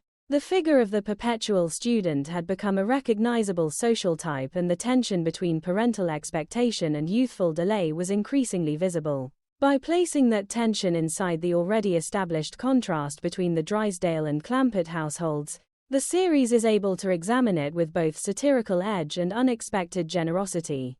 Sonny is ridiculous, yet he is not contemptible. His mother's overprotection is excessive, yet it is rooted in genuine love. Mr. Drysdale's impatience is harsh, yet it is not entirely wrong. The script holds all of these truths in balance, allowing the comedy to arise from their collision rather than from the simple mockery of any single position. The performances in this section are finely calibrated. The actor portraying Sonny must navigate the difficult task of making the character's self-pity and theatricality entertaining rather than merely grating, and the script gives him ample material for the assignment. Raymond Bailey's Mr. Drysdale conveys the frustration of a man who can solve almost any financial problem except the one in his own household. Harriet McGibbon's Mrs. Drysdale defends her son with the absolute conviction of a mother who has never questioned the value of her own protective instincts. Donna Douglas's Ellie Mae remains the calm center of the romantic misunderstanding, responding to every extravagant gesture with the literal honesty that defines her character. Together they create a comic ecosystem in which every good intention produces unintended consequences and every attempt at control slips a little further out of reach. As Sonny retreats from the failed proposal and the family absorbs the news that there will be no wedding after all, the storyline has accomplished everything required of it. The perpetual student has been forced into contact with the necessity of effort. The beauty products have been demonstrated, if not entirely understood. The proposal has been made and refused without bitterness. And the audience has been treated to a sustained examination of privilege clarity, and the enduring comic power of people who insist on speaking different emotional languages in the same conversation. In the movement from homecoming to heartfelt rejection, the composite narrative reaffirms one of its central truths in the world of the Beverly Hillbillies: the most sophisticated plans are often undone by the simplest forms of honesty, and the results are almost always an improvement on the original design. In the final movement of this composite Season 4 narrative, the Beverly Hillbillies gathers the many threads of yellow-wheeled buggies, champion racehorses, misunderstood cat burglars, escaped ostriches, chemically adventurous tomatoes, and reluctant proposals into a single resonant affirmation of its deepest values. What has unfolded across these interwoven episodes is not merely a succession of comic incidents. It is a sustained demonstration of how a particular kind of heart, loyal, literal, generous, and stubbornly unimpressed by the currencies of status, can absorb the full pressure of Beverly Hills sophistication and still emerge intact, laughing and essentially unchanged. The concluding sequences and the lingering aftertaste of the entire composite script invite the audience to consider why this family, so often out of step with their surroundings, remains so thoroughly in step with the affections of viewers. More than half a century later, the culture clash that animates every episode of the series reaches a kind of cumulative clarity here. On one side stand the Drysdales and the social world. They represent a world of investments measured in $30,000 horses, advertising campaigns built around reluctant ostriches, educational careers prolonged into a 19th year, and marriages contemplated as strategic consolidations of fortune. On the other side stand the Clampetts, for whom a horse is a companion before it is an asset. A cat is a neighbor in need of shelter. A tomato is a matter of personal pride rather than hired horticulture, and a proposal is a question that deserves an honest answer rather than a performance. The script never declares one side victorious in any simple sense. Instead, it allows the two value systems to collide, repeatedly generating comedy from the friction while quietly insisting that the Clampett way, flawed, excessive, and often impractical, possesses a moral coherence that the more polished alternative frequently lacks. Loyalty emerges as the binding agent that holds the Clampett world together across every crisis. Jed's loyalty to Granny's lifelong ambition allows him to support a buggy race he privately considers poorly conceived. Ellie Mae's loyalty to every living creature transforms a radio warning into a full-scale rescue operation. Jethro's loyalty to the idea of being useful produces the double-knot spy and the enthusiastic, if repeatedly self-defeating, participation in every household scheme. Granny's loyalty to her own competitive history drives her to lengths that test the family's patience and the audience's moral comfort, yet even her most questionable maneuvers are rooted in a consistent sense of self. The Drysdales, by contrast, practice a more conditional form of attachment. Mr. Drysdale's loyalty to the Clampett fortune is genuine but inseparable from self-interest.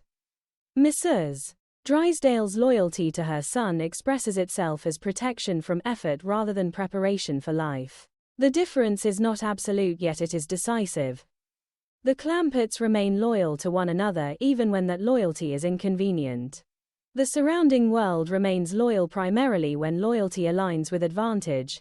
Laughter in these episodes functions as both method and meaning. The series does not ask the audience to laugh at the Clampetts so much as to laugh with them at the endless inventiveness of a world that refuses to behave according to anyone's plan. The yellow paint applied in the pre-dawn dark, the racehorse dozing in the parlor, the cat burglar, who is actually a cat stealer in the family's understanding, the ostrich that will not remain a metaphor, the chicken that will not remain chicken-sized, the proposal that will not become a marriage, all of these turn on the same comic principle.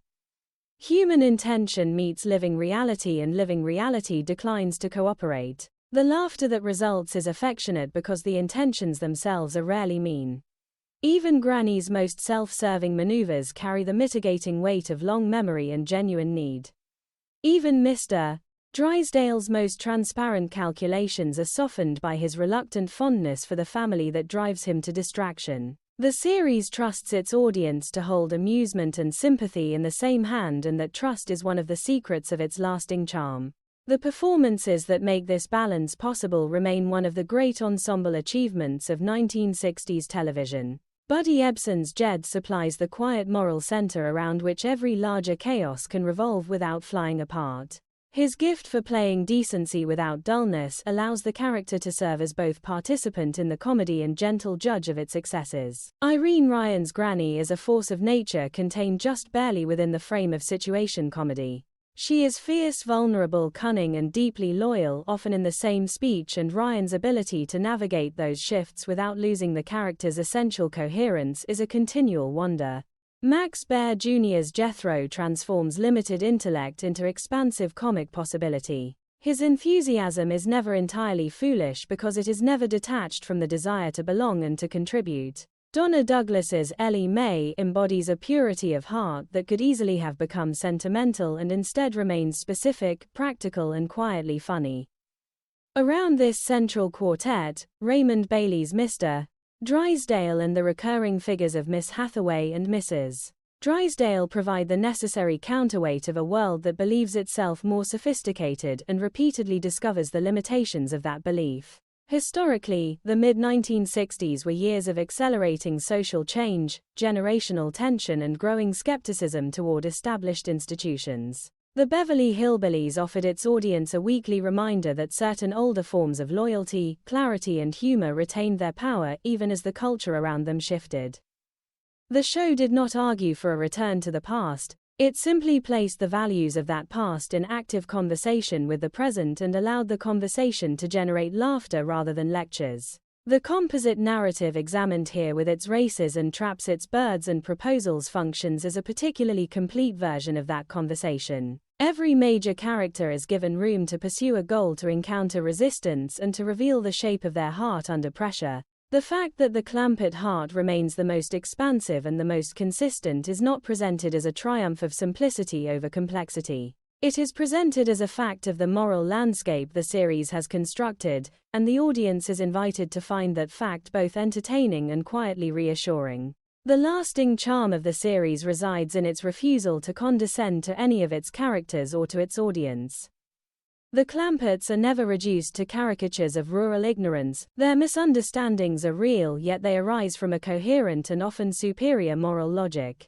The Drysdales are never reduced to mere snobs. Their anxieties are exaggerated for comic effect, yet they remain recognizable human responses to a world that will not stay within the boundaries of taste and control. The comedy that arises from their interaction is generous enough to include affection for both sides, even as it clearly prefers the side that measures worth in loyalty rather than in ledgers.